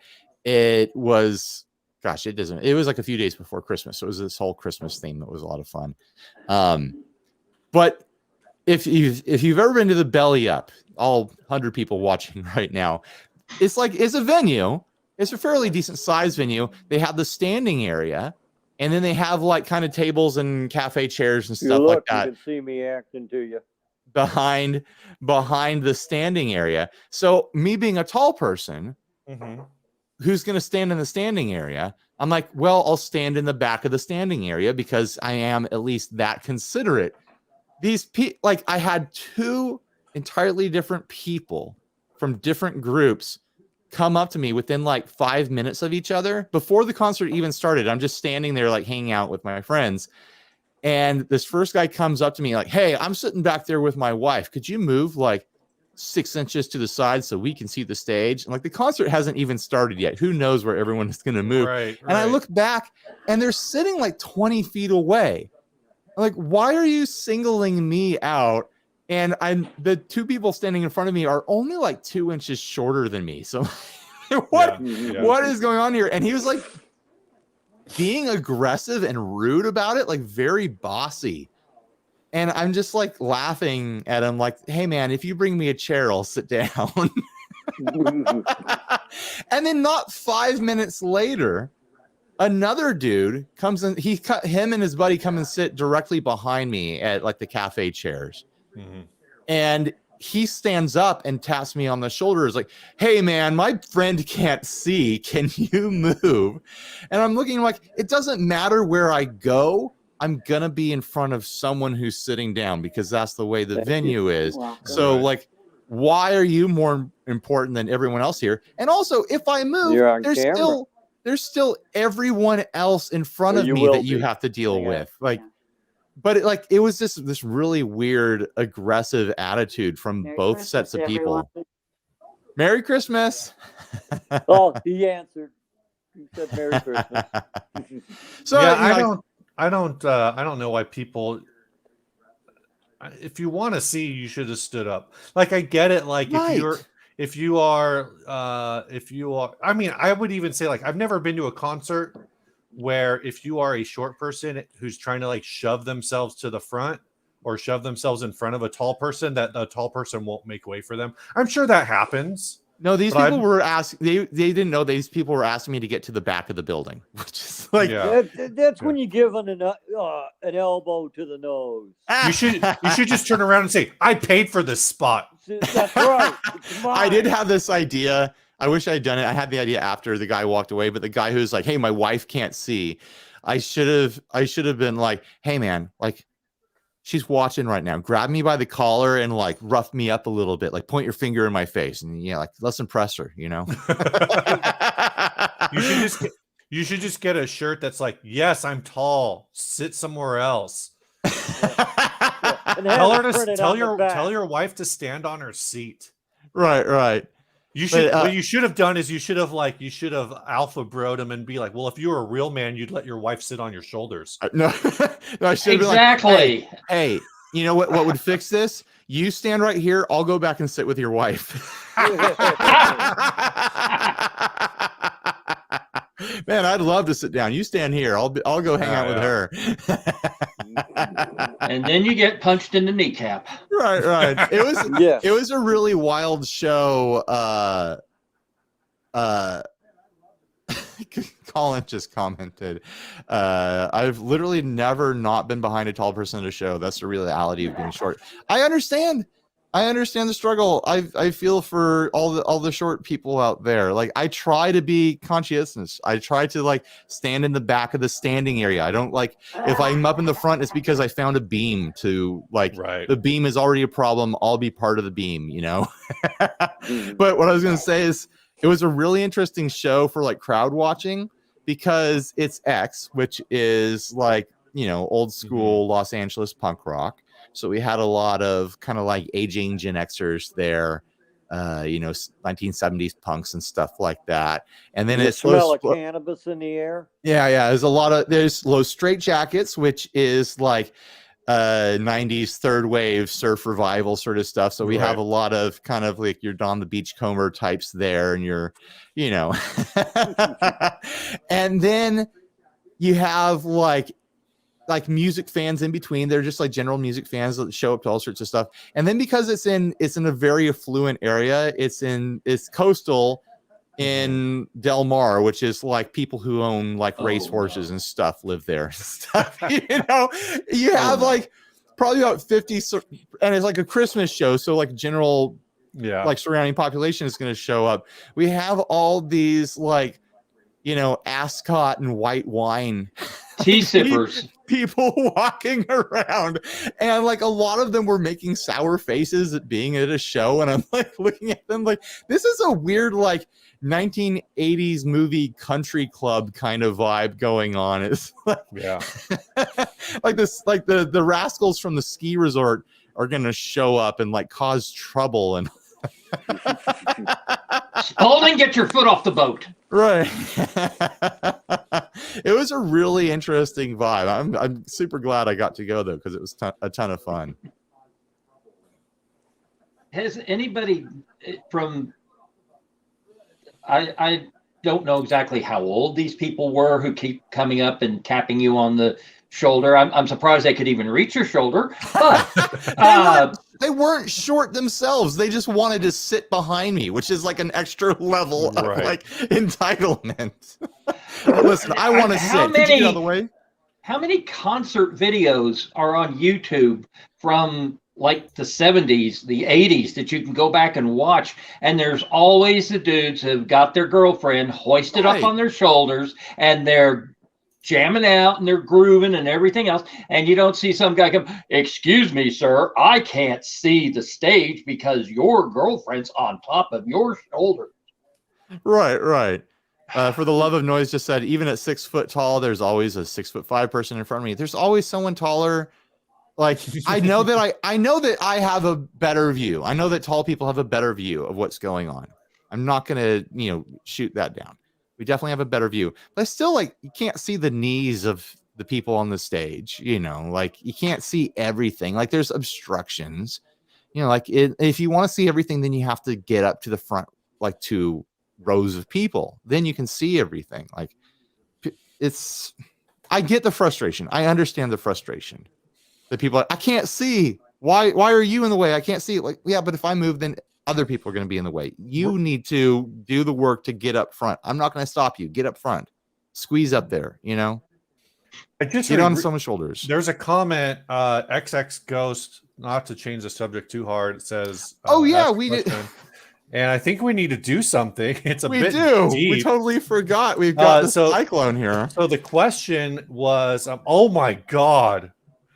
So the question is, prefer Paranormal Cyclone or CV Jag? Have you played the CV Jag? Prefer the classic vibe Jaguar. I haven't tried I might have tried it for a minute in Sweetwater or something like that. So I don't know if you really have a take on that, but this is the Paranormal Cyclone, I believe, right? I feel like if I had to make a choice, I would probably choose the Jaguar just because I'd want to. Yeah, the Cyclone is such a wild. I don't want to choose that for you. You have to decide. The decision is: do you want a strat trim or do you want an offset trim? That's the decision, and I can't make that decision for you. So do we want to do this right now? The results right now are nuts. Yeah, well, I looked at it this morning. And it's like, well, that's a landslide. So, you know. Is it? Oh, did it get closer? It's 1 vote right now. No, what happened? So, okay, so everyone watching, if you don't listen to the podcast, you don't watch our normal Monday video. We did a Christmas song. Ryan put all the Christmas song submissions onto the Yule log video. It ran and people voted, and I'm sure lots of people, just contacted. They went to a few people hit all their socials to get votes. So I think pretty much every song got at least 1 vote. I hope. Yeah, they did. But this poll's been up for 5 days. Should I end it right now? No, hold on. So what's it at right now? There are 2. The top 2 are 1 vote apart. Okay, but what are the top 2? The top 2 are Red, White, Striped by Spoil System and Punk Rock Rudolph by Detention. Here's what we'll do. They're in a battle to get their social medias to vote for them. Let's give them half an hour. We'll give them half an hour. Hopefully they're here and they're hearing this. So at the end Set of timer for half an hour. Oh my gosh. There we go. When that goes off, and then we're done, Steve. That's what they get. All right. And the podcast ends in 5 minutes. Good luck.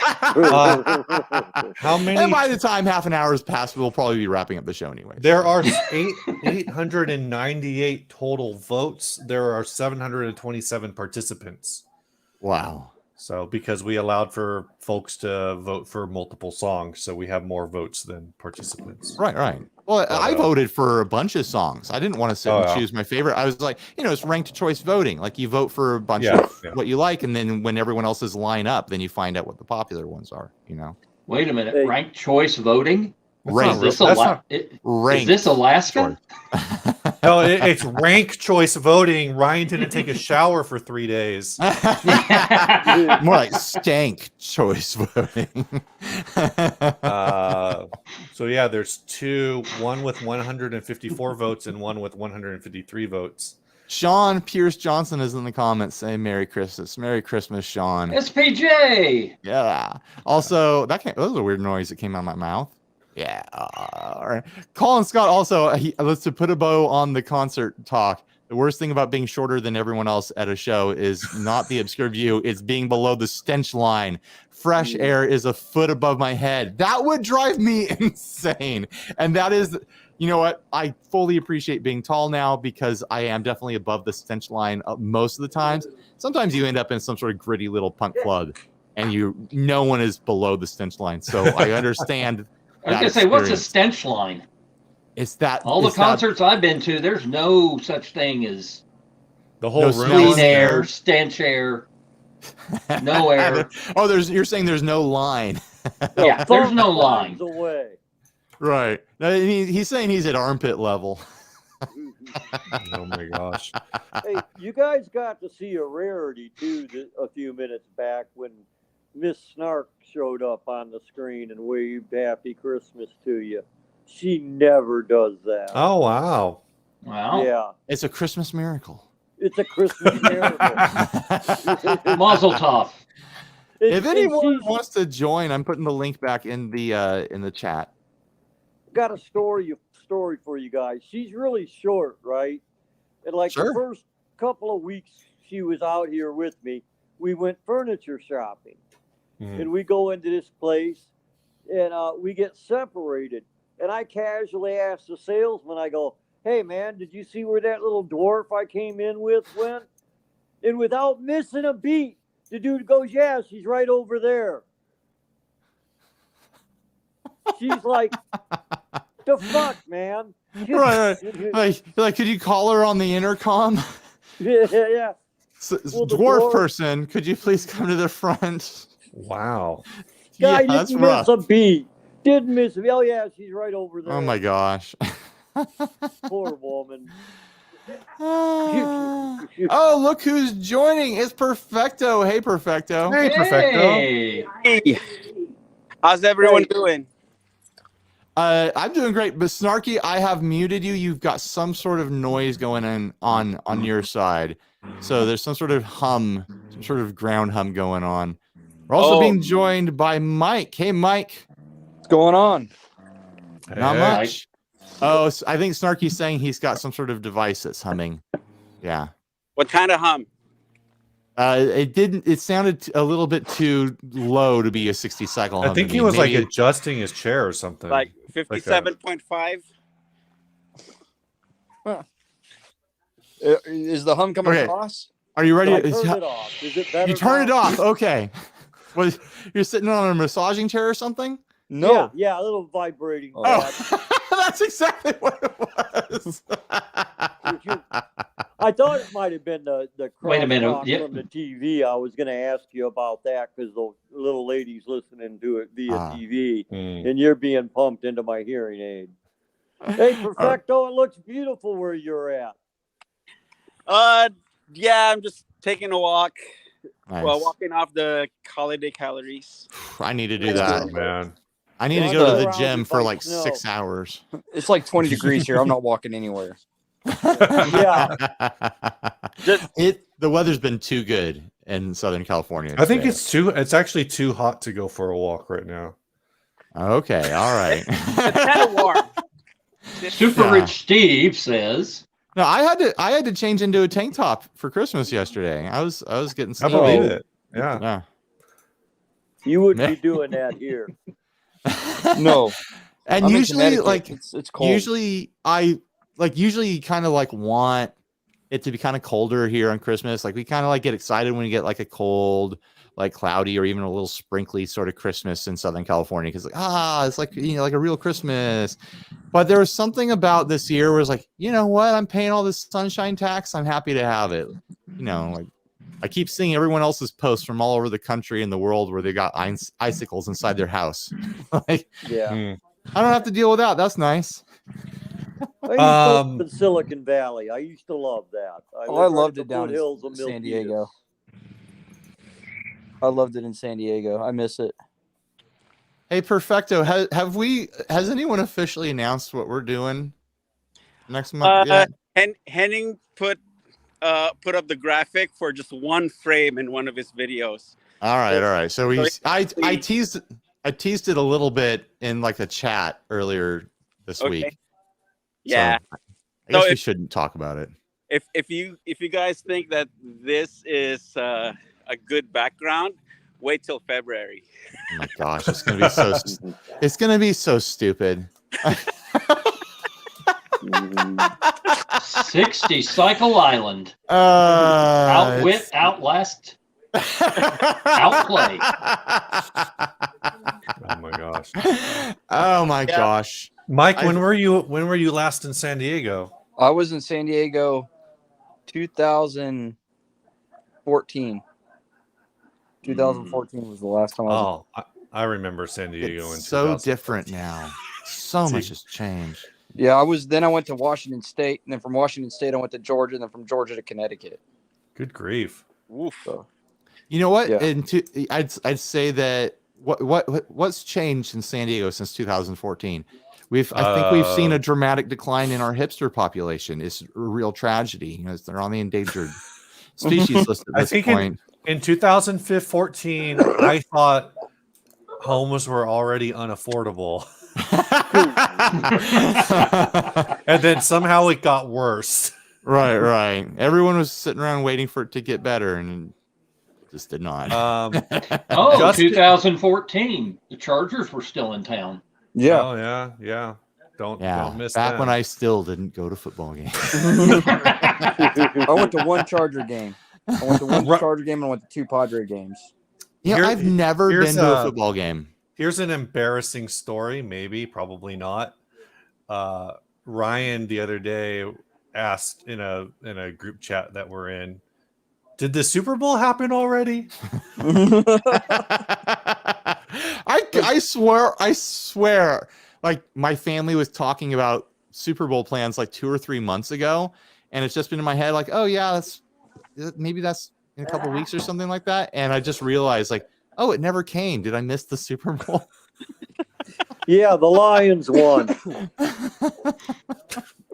That's a thing that never happens. Yeah, never. Called Rebuilding since 1957. And I know the World Cup, is it still happening? The World Cup's over. Okay, it's over. I know it was happening. I always like to go to like the Mexican restaurants that have TVs during the World Cup, not to watch it, just because like it's an exciting like atmosphere. Yeah. Yeah.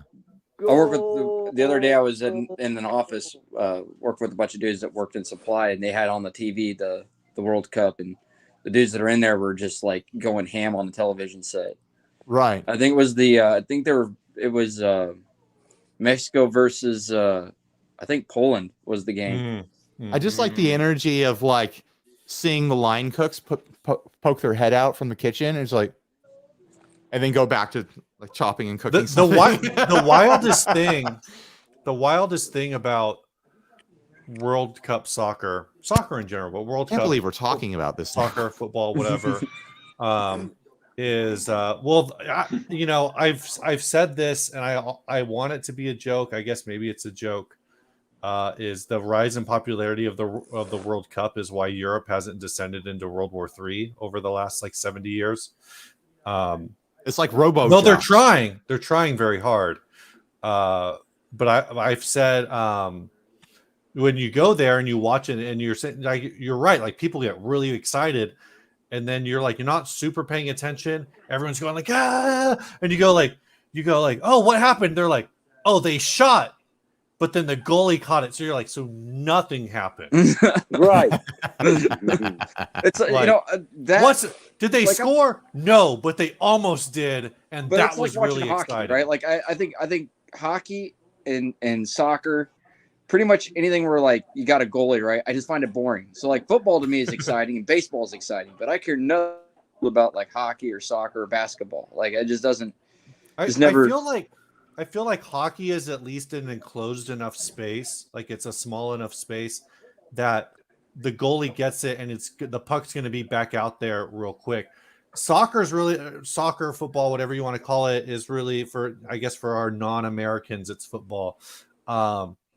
You know, it's interesting because there's so much buildup where the play develops over 20 seconds, 30 seconds right, to move the ball from one side of the field to the other. Sometimes the ball, it's kicked back and forth, and it's not a very high scoring game either.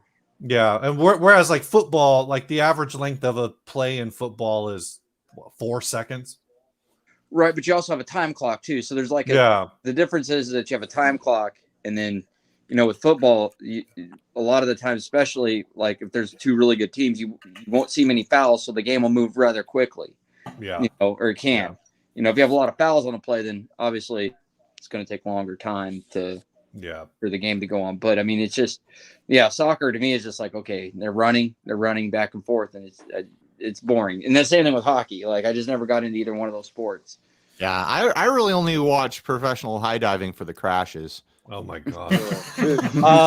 Backing up a little bit, Justin V asked, Ryan, did you submit your guitar design to eArt yet? Not yet. We're gonna wait until the new year, just so things aren't get screwed up with everyone's plans. But and one thing I will say, like if I think Steve asked me a question that's like, never mind. Yeah. No.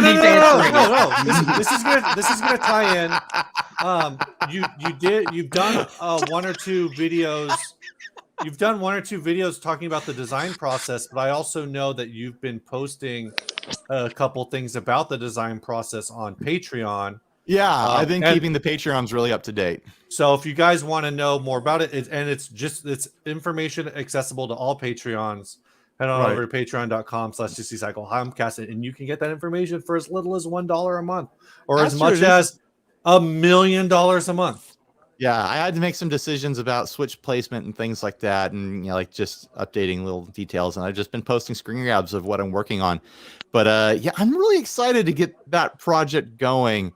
There's I'm now that people have seen it, and there's been a lot of like positive response to the design. I'm like stoked. I'm ready to like get this thing started, because I've been slowly working on it for like 4 or 5 months in the background, and I'm excited to actually get it moving now. I just need to wrap up the kind of specs and then run that through a couple layers of people that are going to make sure everything's good. And I have to get the actual price quote for what they're going to charge to make it and stuff like that. Who knows? I might get the price quote and I'll be like, well, this isn't doable, you know? Yeah. And it'll just stop there. So I got a question for you. Okay. Real cool. So from your first initial design, and then they told you either we can do this, we can't do that. It'll cost X amount to do this, but it'll cost Y amount to do that. How close to your original concept is your final concept going to be? Right. The person I'm working with keeps telling me like, oh, there's, you know, it's all doable. Everything you want to do is doable. And he's like, oh, this will only be $3 more. That will only be $10 more, blah, blah, blah. And it's like, yeah, but a lot of that stuff adds up. Like, I want to see how things shake out, you know, because who knows? Like, it might be like, oh yeah, it's 10 extra bucks per guitar to do my own headstock shape. But then that all adds up, you know, like everything adds up a little bit. And what do I start cutting stuff to get the price down where I want it to be to sell it for what I want to sell it, sort of thing? You know, like I think there's going to be decisions like that to be made. So are they? You don't want a bad cat, is what you don't want. Right. Yeah, I'm totally going for like an original sort of, not fully original because you can't really do that, but you know, I'm going for a unique sort of concept here that's my own design. Like, that's the goal. Are you having to pay out of pocket? Are you having to pay out of pocket your own money to start this venture? That whole thing hasn't even been figured out yet. I need to get the price quote, and then we can start doing, you know, like crunch numbers and actually getting like figuring out how it's actually going to work. If I have to do it up front, then I might do a Kickstarter or something like that. Or I might look at the amount and just be like, well, I'm going to, you know, pull $5,000 out of pocket to make it happen or something, and just cross my fingers. Ideally, what would be your like bottom line to be able to say I'd do this or not do this? Like, what are some of the factors that you'd take into effect for this? It has to be affordable enough. I mean, here's the quality thing. Okay, I'm trying to put my thoughts together on this. It's being made by ERT. So it's going to be ERT quality, which is good quality, but it's still like, it is a budget guitar. I'm not going to pretend like, oh, this is going to be a high end build. Right. This is not going to be a $1,000 guitar. This is going to be like a $400 or $500 guitar, probably. Right. Exactly. So if it turns out that for me to have any sort of profit margin to make my time worth it, that it's going to have to be a $1,200 guitar or something like that, then like that's a non-starter. There's no reason to do that. Right. But if it turns out that it's like, oh, it might be like $600, then I feel like that's within the range of reason, because then it's like, yeah, you're paying for ERT quality and you can buy ERTs for $400 and stuff like that. But the people at that point are paying for, you know, the connection to the channel and something designed by me or something like that, which sounds like I'm not trying to like sell it, but at the same time, like you need to make you need to make your money back on it too. Like, yeah, even if you didn't go on the black on it and you just stayed like even keel, it still wouldn't be that bad of a deal, I don't think. Yeah, Michael Kraus just asked, like, if I could do it and sell it at a reasonable price and I just break even, I'll do one run of it just to have the life experience. You know, like if they come back like, oh, it's going to be $500 per guitar, I'd be like, well, I guess there's really no profit margin there. After I pay other people involved and other costs, like if I charge $600, that money's just gone. You know. So Michael Kraus asked, what's the price limit in your head? 400, 500? My hope right now is it's going to be about like 300, 350 per guitar. And then I sell it for 500 or 600, and there will end up being about 150 to 200 profit margin in it for me, after all the other costs are kind of factored in. You know, one of the things people that do like entrepreneurship and stuff, they always say have like a 30 to 40% markup. Would that be about the right? Yeah, somewhere in there would make sense. You know, without knowing the numbers yet, it's really hard to know how that's all going to fall. Right. Exactly. I'm kind of excited to make this process pretty dang transparent and be like, this is like, it's an experiment for the channel more than just like, hey, let's make guitars and sell them. It's an experiment to show where stuff comes from. Mm-hmm. You know, like I'm getting import guitars made. Let's look at how much it costs. Let's look at the process to design it. Let's look at, you know, the pitfalls that I run into and things like that. And, you know, maybe someone else out there will see it and be like, well, he could do it. I could do it. I'm going to come up with a crazy design and, you know, go into business or something. Or maybe I'll find out like, hey, this is totally viable. And it becomes part of, you know, how I make a living is designing weird guitars and having them produced. Or it'll just be a dumb experiment and I do it once and I'll never do it again, you know? What gets me is like people like Rick Beato had, you know, Gibson basically built him a guitar. Now, was that specs? Was that to his liking that they did that, or did they just build a regular old Gibson and say, okay, we're making it? I know that he had announced it, like, was it like 6 or 8 months before they actually hit? Like, I know they went through a prototyping process because he walked through it a little bit on his show. But a lot of people just want a standard guitar in their own color, you know, like a lot of people, that's their dream for, you know, their signature guitar is like, well, I want a Les Paul Jr., but this specific pickup, which is a specific type of P90, and I want it in this color for me. Like, and that's the extent of their dream for a custom thing. So he probably had the opportunity to just oh man, I want a Firebird with a Floyd Rose and right, yeah. Well, I know one of the complaints with with that guitar that I know Trogley raised this and some other people raised this is now all the proceeds from the sales I think went to charity. So it's, you know, how much can you really complain? But really, the Rick Beato Les Paul Special, all it is basically an off-the-shelf Les Paul Special that they took an extra 1/2 inch off of, I think. No, it's 1.5 inches thinner than normal. Wow, that so sounds super thin. Or maybe that's how thick it is total. That's got to be how thick it is. Yeah, but paper thin. I'm not sure what the standard thickness is on a Les Paul Special body, but that's a little thinner. And otherwise, I mean, the hardware is all pretty much standard Gibson hardware. I guess they're white button tuners, so they're like the Melody Maker style tuners. Okay. But there's not like a ton of customization there. They probably didn't have to do a ton in terms of they didn't reinvent the wheel. That. Yeah, I think looking at the eArt stuff is the guitar that Ryan that you just did. You did, I think, released a video yesterday, 2 days ago, something like that. That's a $400 guitar. I'd have to imagine really the cost of this is going to come down to how much it's going to cost eArt to redo their CAD. Like what are they going to charge for CAD reprogramming? Right, totally. Well, there's some unique stuff going into my design, like the wiring diagram is going to be bonkers compared to what they normally do. Right. Like, there's going to be 9 different pickup selections on this guitar. Yeah, but you figure like if they're selling that semi-hollow you just shown, they're selling that for $400.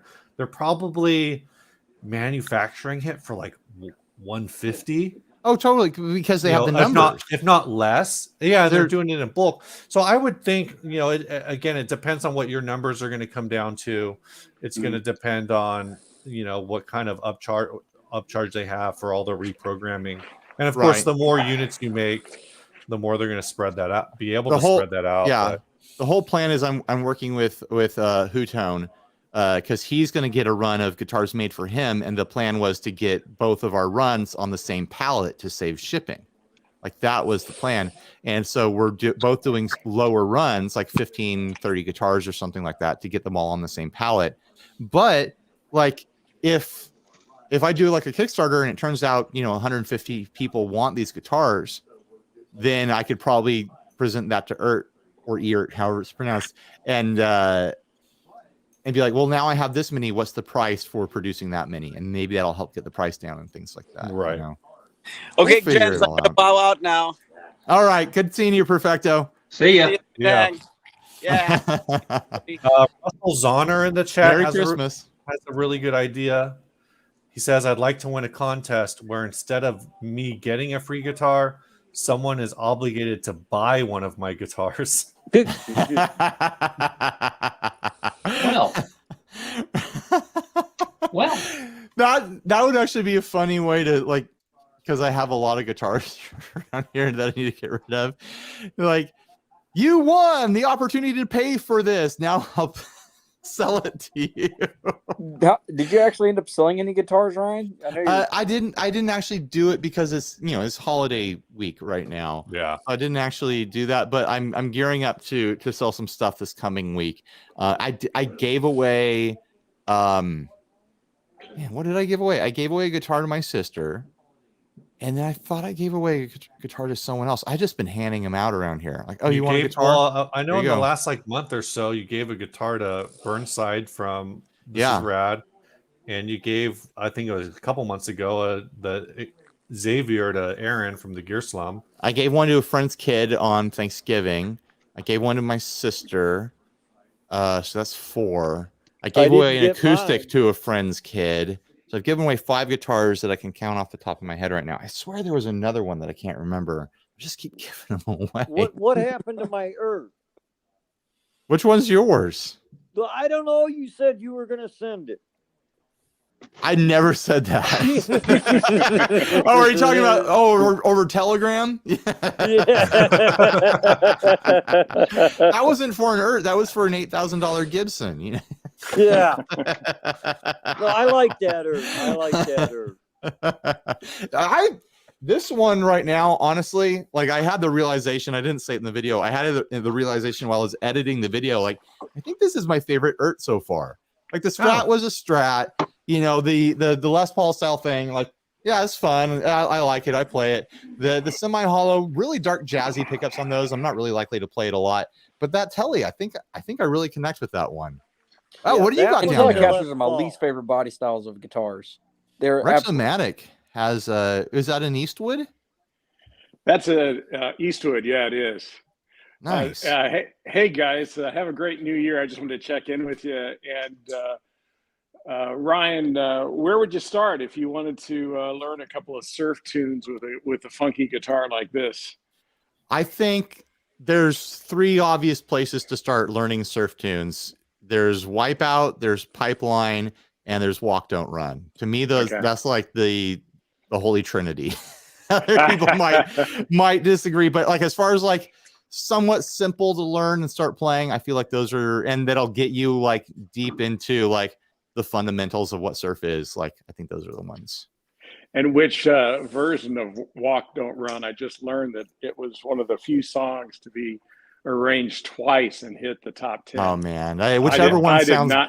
I did not know that. Did you know that they got into the top 10 2 different years with the same song rearranged by the Ventures? That's funny. Huh. Yeah. You can hear it now, right?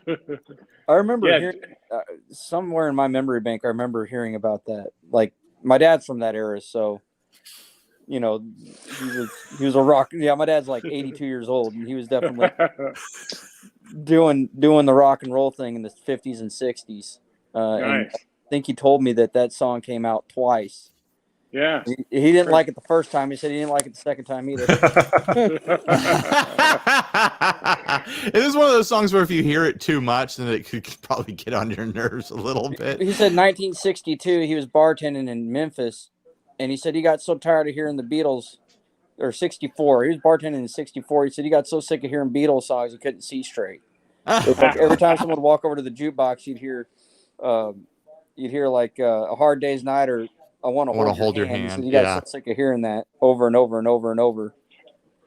Hey guys, I just popped in to say hi. This is what we have planned here in a few minutes. We have a bunch of nephews and nieces coming over to play Zombie Side. So the table is set up.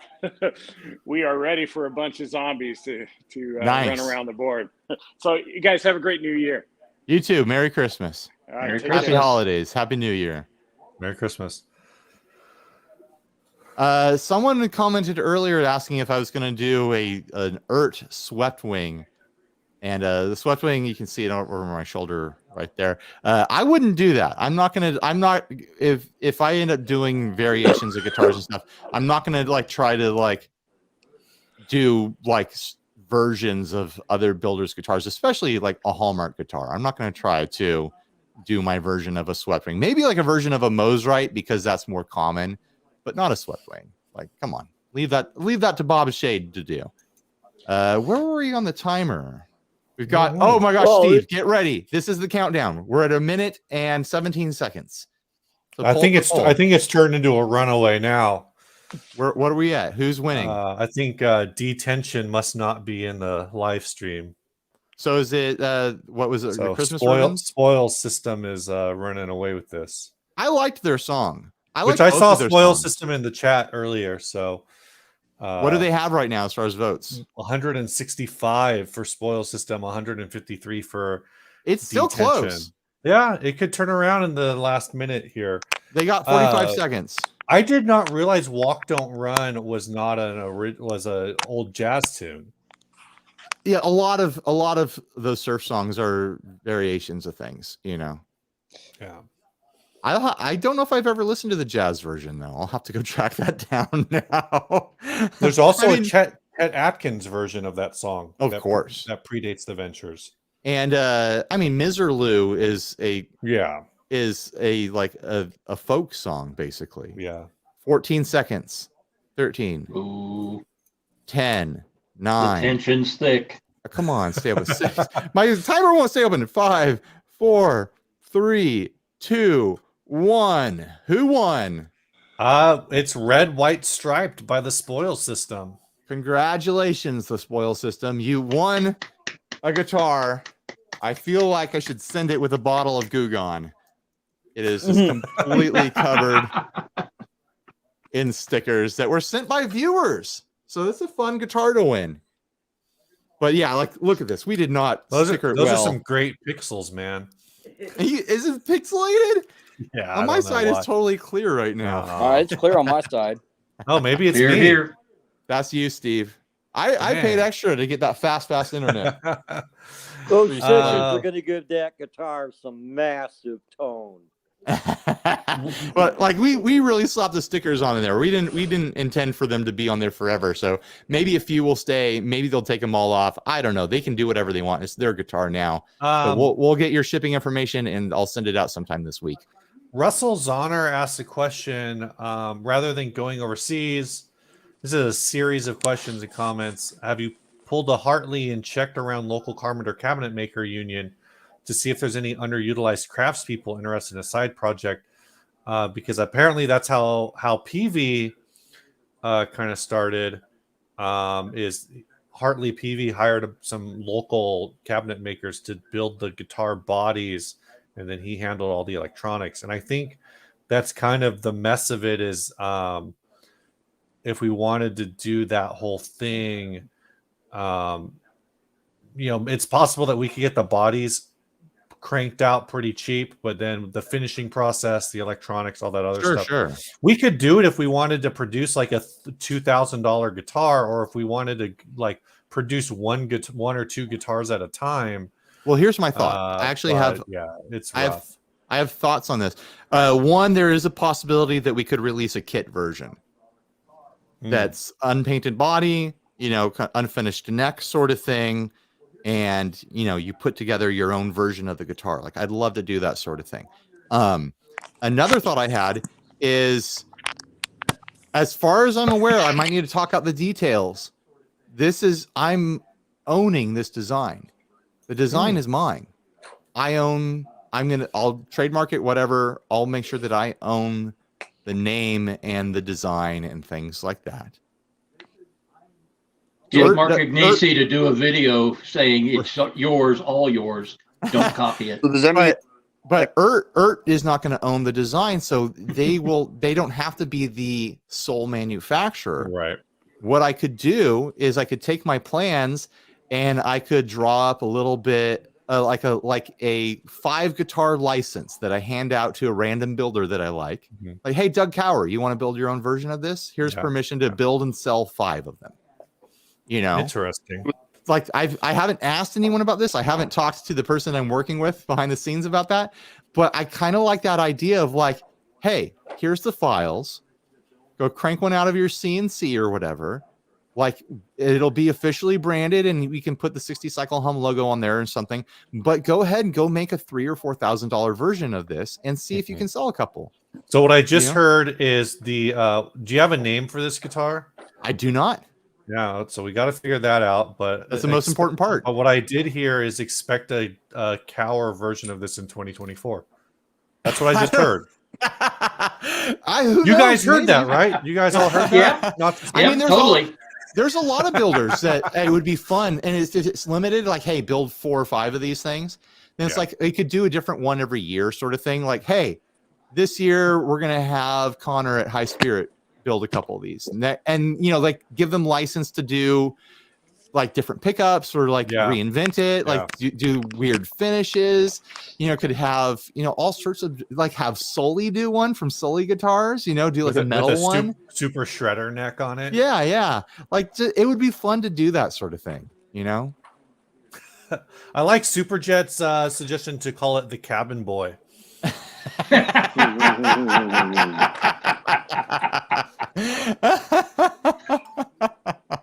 That's pretty funny.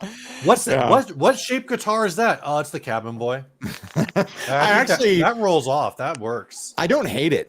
Yeah, that's I don't hate it. Though mentally where I've been for naming it is I'm gonna have to see people typing it out, talking about it. Like, hey, when is more of this model coming out? Like, hey, when are we gonna get more Cabin Boys? Like, I kind of like that. So, no, with that, if you got a patent on that, like your design, right? Does that mean that you'd have to pay lawyer fees too on top of everything else? Because you'd have upstart fees to get that. If I want to trademark it, then I've got to, right. I should hit up our blues lawyer friend. Office. So what happens when the Chinese? What happens when the Chinese make theirs and get them out to market before yours? You sue them. I'm not going to sue them. What can you do, sort of thing.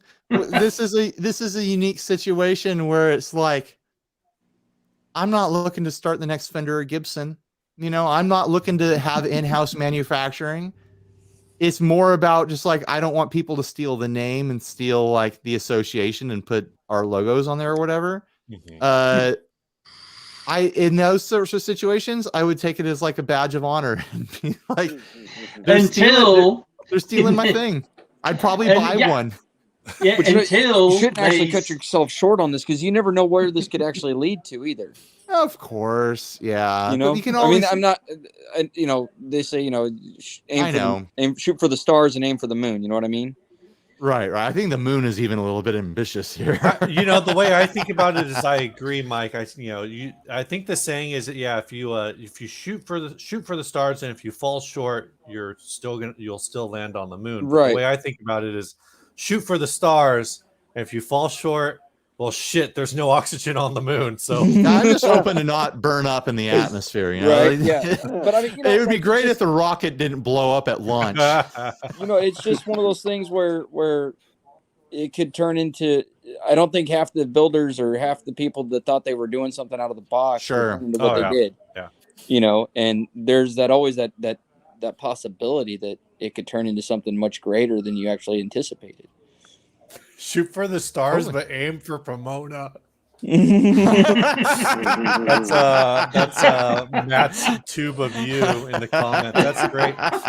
Michael Krause, I really like this idea. Is if we line this all up timing wise, though, I suspect these guitars will be drop shipped, so I don't. If these are drop shipped, this wouldn't work out. But this would be cool to try to figure out a way to do this, which is have a Cabin Boy 50/50 combo pack for like pre-orders as a pre-order option. So an update on the 50/50, if you guys want an update on the 50/50, because it's been 4 years since the last run or something like that. Yeah. I talked to Leon about a week ago. I was like, hey, are we still going to do this? It's all waiting on me. I know. Like, are you still down? I was just checking in on him. He's like, yeah, I'm still down. Let's do it. But I'm redoing my garage. And he sent me a picture and his garage is completely stripped out right now. He's like, so it's going to have to wait until I'm done with that. So it's not on me anymore, baby. Did you already make the design? No, I still have to do it's that. Still on you. If Hey, I when had the design today, he wouldn't be able to start making them. When you send that design over, can you also send him the logo design so we can get his wife to make us a stamp? Okay, I'll do it. Which was a request I had from 5 years ago. We're gonna do all these things, and like the guitar design moving forward again on the 50/50 and stuff. This all falls back on the me talking about how I needed to raise my rates and change my workflow a few months back. It's all working. Like my workflow is getting lighter, and I'm able to do like the side stuff now. So I'm able to work on some designs. I'm able to do emails and things like that and make other things happen. Because for a long time here, I've just been like buried under editing work and shooting work. It just seems like you're just doing video after video after video after video after video constantly. Yeah.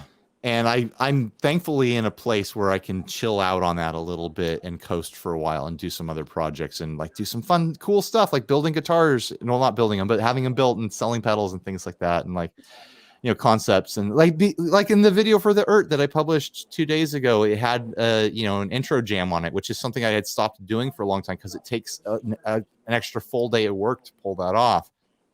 And it's like, you know what? I've got the time. I can do it now. So I think we'll start to see jams on average, again. How long does one demo video take you to actually put up? So if they're unboxings, it's a full day. That's a full day of work to film it and then edit it and then it's technically like a day and a half because of the launching and the thumbnails and stuff like that. If I'm doing what one of my packages is called the detailed demo, where I actually learn the product before I film it. So that's like a day of learning the product, getting to know it, jamming it around the house and stuff, and then a full day of filming the demo. And then sometimes I can get the edit done in the first same day. And then if I do an intro, that's another day. So that could be 3 or 4 days just to do one of those videos. And I still don't charge enough for those. Now that I think. Now, are any of the videos that you do, are any of them like scripted or anything like that? No, I don't script anything. All off the cuff. Have you ever watched this channel? Does it seem like it's scripted? You think that's scripted? No one would write that down. They just send you like a little thing that you can just read off of. You should try to script one video, but like in the script, you just like in the video, you just keep pausing and you squint real hard and you're like, is this the part where I make the 2 Princetons joke? Right. I own a teleprompter. I could do it. But I would have to every time, like, because I'm here operating all this stuff alone, every time I fudged it, I have to get up and reset the teleprompter. And honestly, like reading teleprompters, it works for like commercial shoots and stuff like that. I don't want to feel like a commercial shoot. I don't want to feel scripted. I like the off the cuff kind of thing. And also like, it's weird to think about what would I even say, like, but I think almost like making an outline, maybe like an outline. Yeah. Of I've done outlines. I'll do an outline and be like, well, I want to cover these points, especially for things that are more complicated. It'll be like, here's the things that I want to cover. But like for picking up a guitar or like a 3-knob drive pedal. I mean, a guitar is a guitar. Yeah. There's really not too much you can do one way or the other. And I think people like the off the cuff kind of feel too. Right. Yeah. I mean, like Colin was in the chat earlier. He might still be there. He does an excellent job scripting. Like he does scripted videos. Like he does as a whole style that leans into that. That's not me. I don't do that. Okay. I didn't know if it would make it easier or make it harder. If it would add to the. For me, it would probably make it harder. And there's like be doing a bunch of retakes. Right. I'd be like, I didn't say that line just right. Or if it just off the cuff and like, well, it is what it is. There we go. I'm not thinking about it. But sometimes I will script out little things I want to say that are clever or whatever, but I don't like or have an outline or whatever. But Ryan, Amanda in the chat wants to know why you own a teleprompter. Well, it's not a full-blown commercial teleprompter. It is a rig that attaches to my camera that allows me to turn an iPad into a teleprompter. It has a piece of glass that's tilted and it reflects the screen over the lens so that you can use an iPad as a teleprompter. I bought that for use for commercial shoots that I was doing, and I've used it a bunch of times and it's very effective. But you kind of like, it's this whole thing you have to put around the camera because the camera has to be isolated inside of it and it has to be dark inside so you can see through. And then it's, it's a whole thing to set it up. you know, Right. and then It I have sounds to like it just manage. took a day to set the thing up. Yeah. No, it's like, you know, I worked with a video production guy who like he had a full-blown commercial teleprompter that was like took 3 people to operate and stuff like that. And he's like, I have this thing just because it gets gigs. Like you tell clients you have a teleprompter and it's like, okay, you're hired, sort of thing, you know, like it's a gig getter, you know. So I had it for certain things like that. I think it's on loan. I loaned it out to my friend. I don't think I have it right now.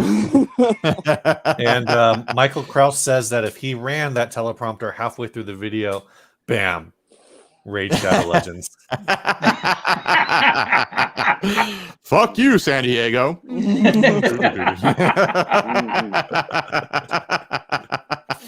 you like to be a Scottish lord or lady? Yeah, this live stream is brought to you by established titles. It's wild to run a commercial teleprompter because you're not putting in the words. The words are already written. What you're doing is controlling the speed. And it's this really weird control for it where like you're scrolling a wheel and it like it's I don't know how to explain it. All my teleprompter friends out there, you know what I'm talking about. Teleprompters are weird to operate. And it's like a whole skill you have to develop so that you don't get faster or slower than the person reading. Like you're paying attention to the person who's reading and like trying to keep the words in the middle of the screen.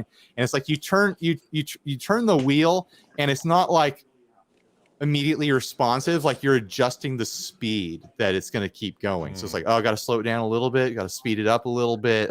It's not intuitive.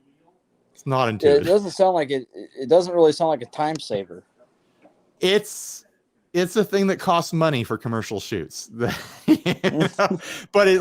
it means that the person on camera is actually going to say the words you need them to say, you know. And it's funny to go on commercial shoots because everyone will be like, oh, I don't need a teleprompter. I know what I'm going to say. And then they sit down and they stare into a black, lifeless lens and their mind goes blank. And we're like, we'll get the teleprompter. You know? Just throw on a charge. Yeah. The way you said that on my teleprompter friends made it sound like that old... what was it? The Hank Williams song, All My Rowdy Friends Are Coming Over. That's all my teleprompter friends are. I'm going to go on Facebook right now. See, I always see if there's a community. People like you and Josh Scott that can talk to the camera like it's actually a person. I couldn't do that. Like I just couldn't. There's no way. I'd feel so stupid. Talking to somebody is one thing, but then talking to right, you know, a blank camera is like, okay. It's a really weird skill to have in it. That sort of thing is what took me the longest, like getting the channel started, is just like looking into a camera and be like, how do I talk to this? What do I say? There's no one there to like right, and that's watch a skill their set. face Like, and interact. The gift of gab is a skill set. And like to interact with a camera, assuming that there's people on the other side, is really a really weird sensation. And that's why you put most people in front of a camera and be like, hey, say hi to the camera. And they look at it and they're like, say hi to what? There's nothing there. You know? It's a circle. Is there anything infinite depth? Is there anything actually important or cool we want to talk about before we wrap this up? Because we're at an hour 57. Any Christmas? Can you believe Josh wishes? Scott lied to us about using a Kemper? Like, I don't care. So I saw someone get so upset. I'm on the Facebook page and people have just been going ham on there. It's ridiculous. Oh my gosh. Why does anyone care? Like, here's the thing. Having had recorded over there, Josh didn't have a mic on his amp anyways. He was running a cab sim anyways off of his amp. This isn't this he was that amp has like a direct out that has like a cab sim on it. It's not what there's nothing to be upset about. He didn't change that much. He just built an amp preset too, and it's a clean, he uses it as a clean amp anyway. So right, I mean, it's not like he's doing anything out of the box. Right, You know, it's not like he's trying to make a chug or anything like that. You know, it's he's not just like it basically was like a demoing Marshall pedals, and people are losing their flipping minds over it. It's because it's the tone wood debate over and over and over again. It's like this dumb little thing that people get hung up on, and it causes drama. People, I saw somebody talking about tone wood the other day, and the thing that they said, it was their whole thing was like, I'm a scientist. You don't quote Paul Reed Smith at me. He doesn't know shit. Well, and I was like, well, okay. He does have experience with guitars, and there probably are. Oh, great! Now we're going to talk about tone wood for 6 hours. I know. He does have You're experience welcome. with guitars. He has experience picking up a piece of wood and turning it into a guitar, and then picking up a different piece of wood and turning it into a guitar, and knowing how that makes them feel different to him, how they feel and maybe sound different and whatnot. I think, but that's not the full debate. There's so many other things at play. It's not the wood itself. What did you get? I think that the only time tone wood really becomes a thing is if you're talking about acoustics. If you're talking about acoustics, I can totally understand the tone wood debate. Yeah, tone wood only matters in acoustics. The most important thing with electrics is your speaker. That's the last link in the And that's what chain. Glenn Fricker said, was the speaker makes all the difference in the world. Right. But I think the speaker does make a difference, but at the end of the day, I don't know. I watched. I need to do a standalone video on my rant on this, because I have my own rant. Go ahead, Steve. You watched the video on the guy who did the ISO guitar, where he just had a piece of metal on one side and a piece of metal on the other side, kind of a deal. I forget what everybody watched. Yeah, Chris Till, Chris Lill, Jim Lill. Yeah. I don't know. I felt like that was a little too reductive, where it's like, yeah, okay, this is his thing. I don't know. I think in a worst case scenario, this is how I think about it. Worst case scenario, tone wood doesn't exist, but vibration is still a thing that you feel. Right. And that actually is what's changing the tone of the guitar, where like a more resonant piece of mahogany. What are you doing? I meant to mute him. Versus a dead, a resonant piece of wood versus a dead piece of wood is actually going to change the way the player interacts with the instrument, which is going to end up with a better tone, because the tone's from the fingers, whatever. Everyone knows the tone is from the circuit. Right. Tone is in the signal. Right. I mean, you could argue that resonating, right? Like if you talk about a hollow body versus a semi-hollow body versus a solid body, right? I think in that sense, maybe there's a thing there, but for me, I care more about the neck profile of a guitar than I do about anything else. Yeah, that's right. That's where you spend most of your time, right? It's the feel. It's how you interact with it personally. It's whether or not you like the guitar. It is so many factors that make tone. It's tone is really it's a shorthand for do I like the guitar or not at this point, because it's an undefinable term that we use in the guitar community that who knows what anyone is even talking about anymore. That guitar's got a great tone. Yeah, it sounds like you're stacking a boost into a fuzz face. That's great tone. How much of that is your guitar, Right. Not very many people actually play even a clean amp. A perfectly clean amp. Most people want to have a little bit of dirt on it, unless you're a jazz player or something like that. You're never going to really play a perfectly clean amplifier. Not. My favorite was and you're absolutely right. I love the clean tone out of my Fender Champ. And it's Fender Champ breaks up at half. You don't even get to one. Yeah. It's breaking up already. It's it's a real nice breakup. It's very, it's a very classic Fendery, early Fender overdrive sound, and it's not what you think of a heavy drive by any means, but it's certainly not clean tone. Well, I think what's funny is what is a clean tone? Champ. I have a Champ style amp, and this thing doesn't break up for nothing. But it was hand built by a dude from Fender. I have no clue what brand it is. It was hand built by a dude from Fender. It's made with leftover parts in it. I picked it up at a pawn shop for $200. But I today took the treble, and I had to crank the ever living shit out of this amp, and then put the treble booster on it to get it to break up. Right. I've always used overdrive pedals on it. I've never done it. I've never cranked it up that loud. And today I did it, and I was really taken back about how high I actually had to crank my amp up to get it to distort out. Here's my take on clean tone, real quick. My take, because Lucky, you just said it. You're absolutely right. Like, what is clean tone? There's really like two or three amps that I really think of for clean tone. Twin reverb, though twin reverb like compresses as you move up. Jazz chorus, and if you really want clean tone, go buy a freaking bass amp and plug your guitar into it.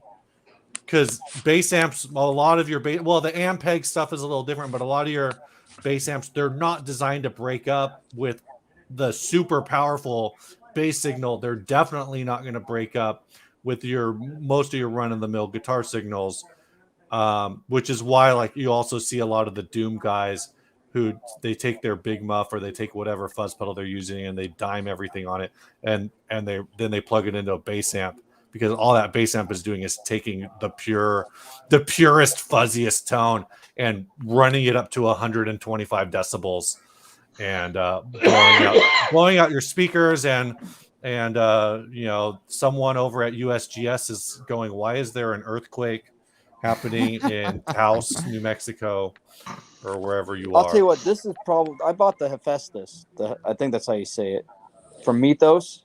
And I'll tell you something right now. This pedal has got one of the gnarliest fuzz tones. It's almost to the point of unusable. It's the best kind. It is the so best wild. Fuzzes, in my opinion, the best fuzzes sound broken. So that sounds nice. Yeah, like a ripped speaker.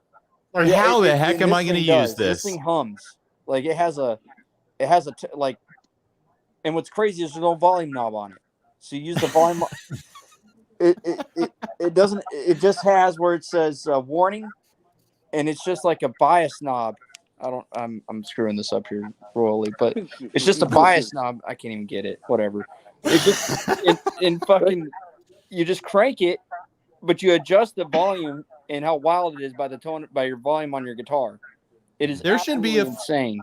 There should be a fuzz called the unusable fuzz. There should be. There's no use for it. I've got a fuzz called the fucked fuzz, and it's same concept. It's a very like broken sounding fuzz. Yeah. But I mean, if you're looking for a boss tone, this thing gives you that. I mean, it's probably one of the best boss tones besides actually being a boss out there that I've been able to find. I've been looking for the circuit. I think it'd be nice to have a volume on it.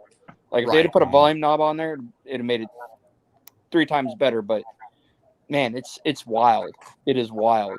You can, if you just solder like a 100K pot between the output and the switch of the effect, then that'll give you like a volume. Okay. Yeah, I don't know if that's like within your skill set or not. Sure, I can solder. I mean, okay, yeah, like I mean, it basically, if you can just find where the output of the circuit is, that would be my only problem. Is like I wire bite real bad. Yeah. Okay. Well, I'm sure you could maybe find somebody who could do it for you. Right. I mean, like it's a super easy mod to. I mean, like I'm a pedal builder, so like I guess it's easier. I get more practice, right? But it's a super easy mod, so like I'm sure you could find somebody or just like look up the circuit. I'm sure that I could probably find somebody that's probably done a mod to it and then just copy what they've done somewhere. Because I can't foresee somebody like. It's a great pedal. I'm not going to knock it because it is good, but it is wild. It is crazy. And if you don't have a good volume knob on your guitar, it's absolutely it's insane. Yeah, I bet. All right, let's wrap this up, guys. It's been 2 hours. It's been a fun hangout. Happy holidays, Merry Christmas, Happy Hanukkah, all the holidays, guys. Maybe I'll have some videos this week. I don't know. Regular podcast next week. Bye, everyone. Bye. Happy holidays, Festivus.